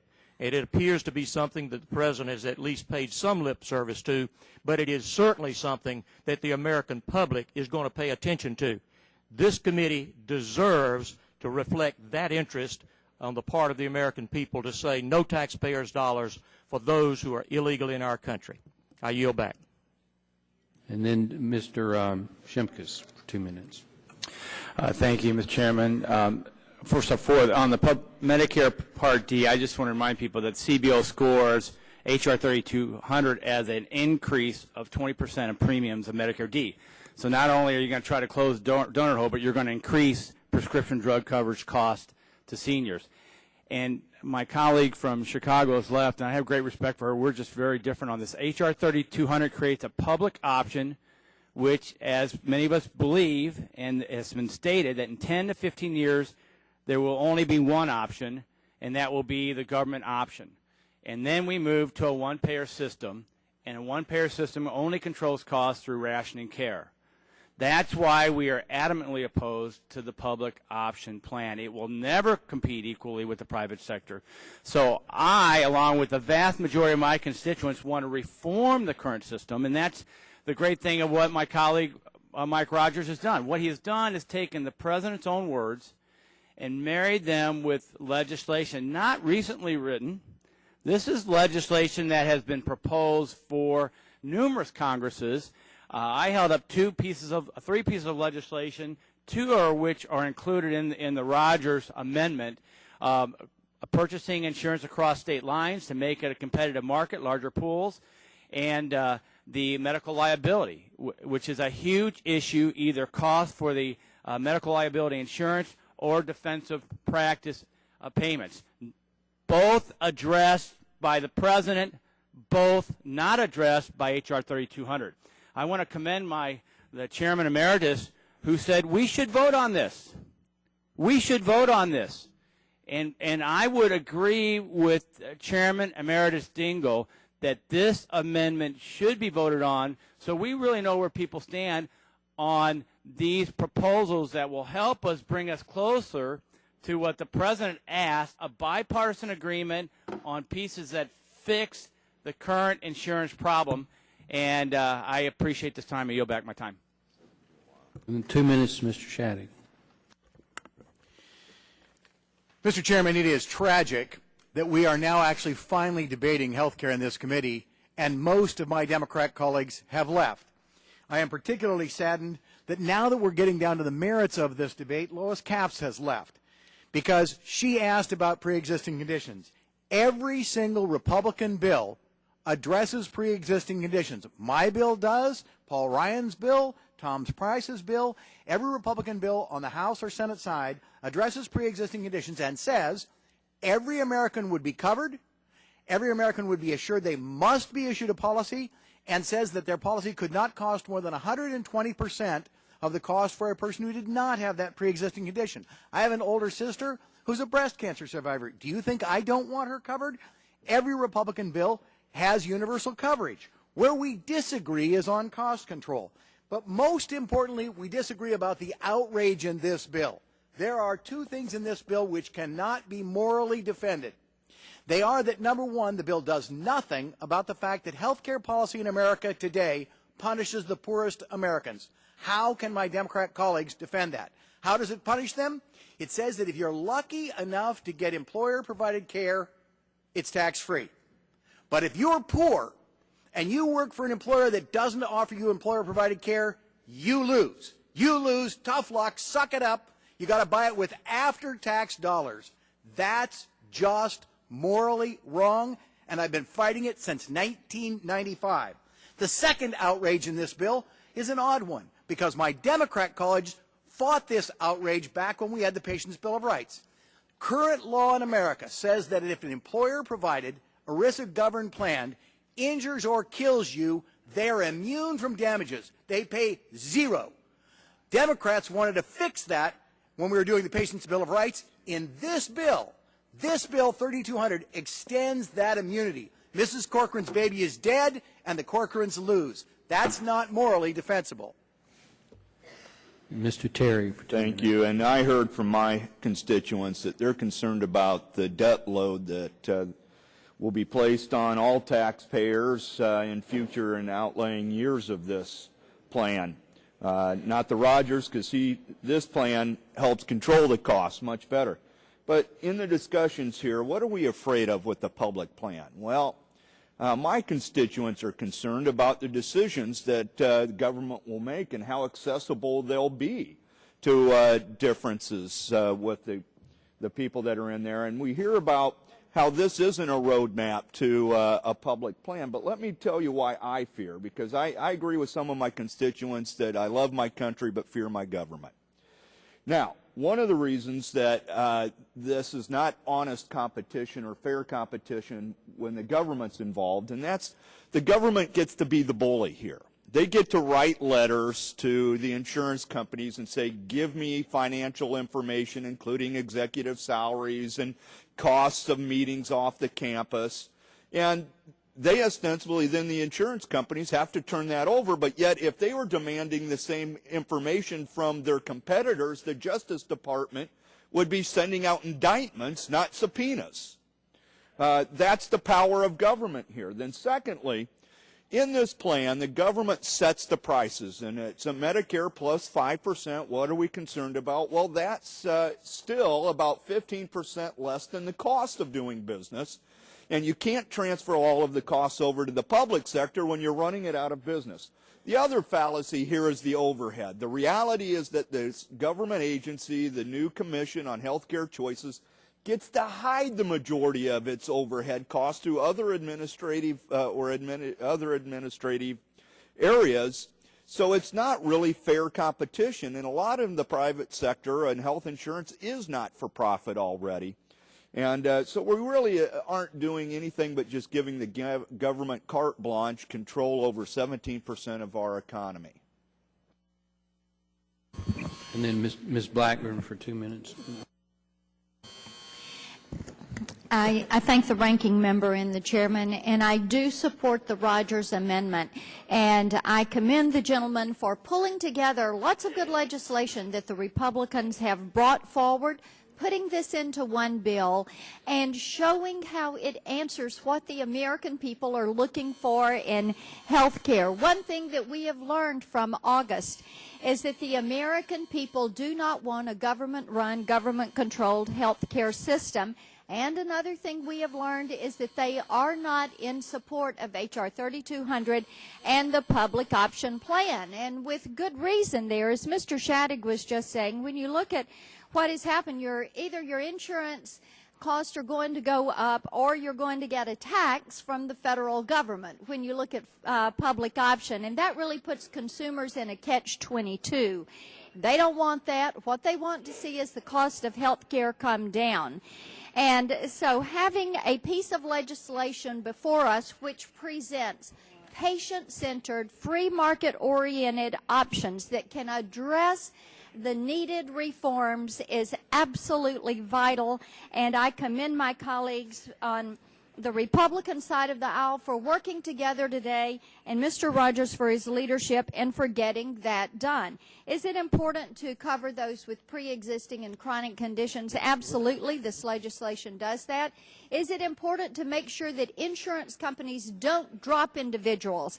Yes, it is, and this legislation would do that. Liability reform, we hear about it every time we talk about health care, strengthening health savings accounts. We hear about that. This legislation would do it. It would also incentivize wellness. I thank the gentleman for his leadership. I urge support of the Rogers Amendment, and I yield the balance of my time. Okay. We have additional time that will be required to debate this amendment, and why don't I do another 5 minutes on the Democratic side, and then we'll break for the vote. Mr. Sarbanes? Thank you, Mr. Chairman. I'm going to yield some time to Congressman Murphy, but I just wanted to say a couple things. First of all, I want to defend government a little bit, because government is not this amorphous, unaccountable creature that comes from outer space. Government is an instrument of the people. And government does a lot of good things. Government administers our armed forces, which protect us. Government administers the Medicare program, which provides decent coverage for 40 million seniors across this country. Government provides disaster relief for communities when they're hard hit. Government is an instrument of the people that the people use when they perceive that they need to protect themselves from certain things. And through this bill, government is going to insist, for example, that the health insurance industry abandon these practices which have taken advantage of people for so many years. Government is going to provide a public option so that people have an alternative. And the public option is not going to take over the universe. The CBO projection is that by the year 2019, there will be 10 to 12 million people in the public option out of 300 million people in this country. That is about as far from a government takeover as you can possibly be. But it's an escape valve for people who feel like they've been a prisoner of the private health insurance industry for decades. That's the relief that government, acting as an instrument of the people, can provide. Now, my understanding with respect to what we're going to do for people who have pre-existing conditions under the Republicans' bill is that that will be solved by creating this permanent high-risk pool. But creating a permanent high-risk pool as the solution to that problem is a concession to the fact that you're just going to keep the same broken health care system in place. We should not be trying to design something that says, let's leave it broken and just create better ways of picking up the pieces of people's lives by having some high-risk pool that goes on forever. What we should be trying to do, which is what the Democratic bill does, is to try to fix the underlying design of the program by reining in these private health insurance companies and the practices that they have engineered for many years so that this problem doesn't happen in the first place and we don't need the high-risk pool to solve it. So that's the difference between the two bills that are being presented to the American people. And with that, I'd like to yield the balance of my time to Representative Murphy. I thank the gentleman for yielding.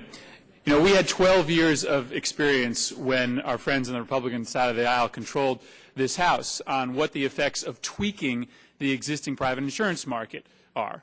The evidence is in.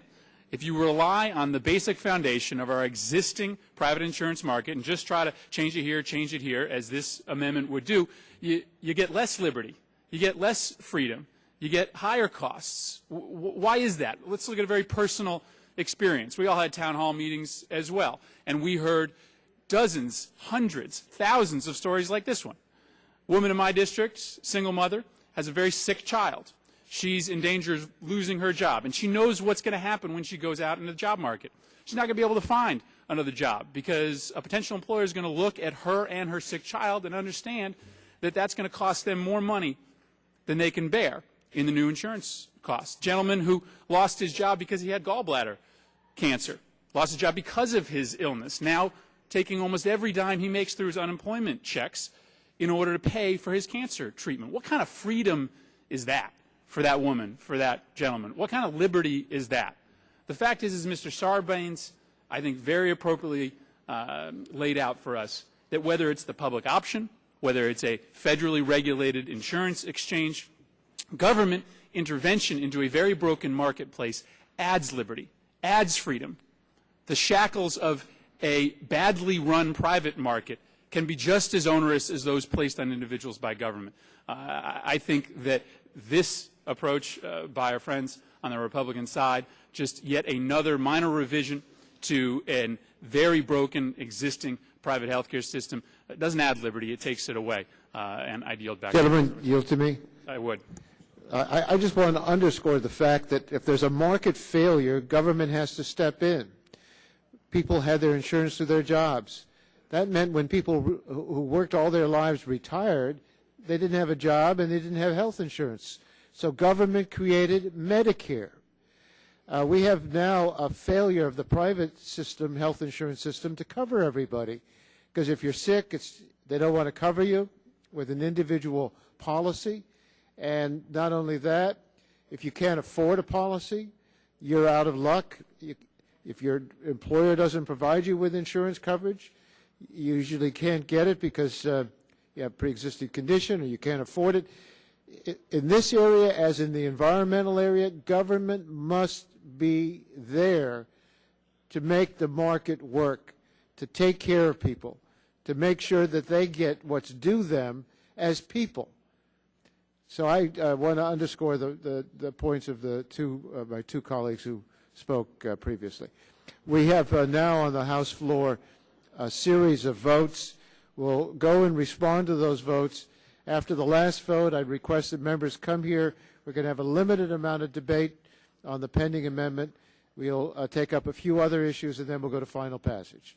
So we're standing in recess.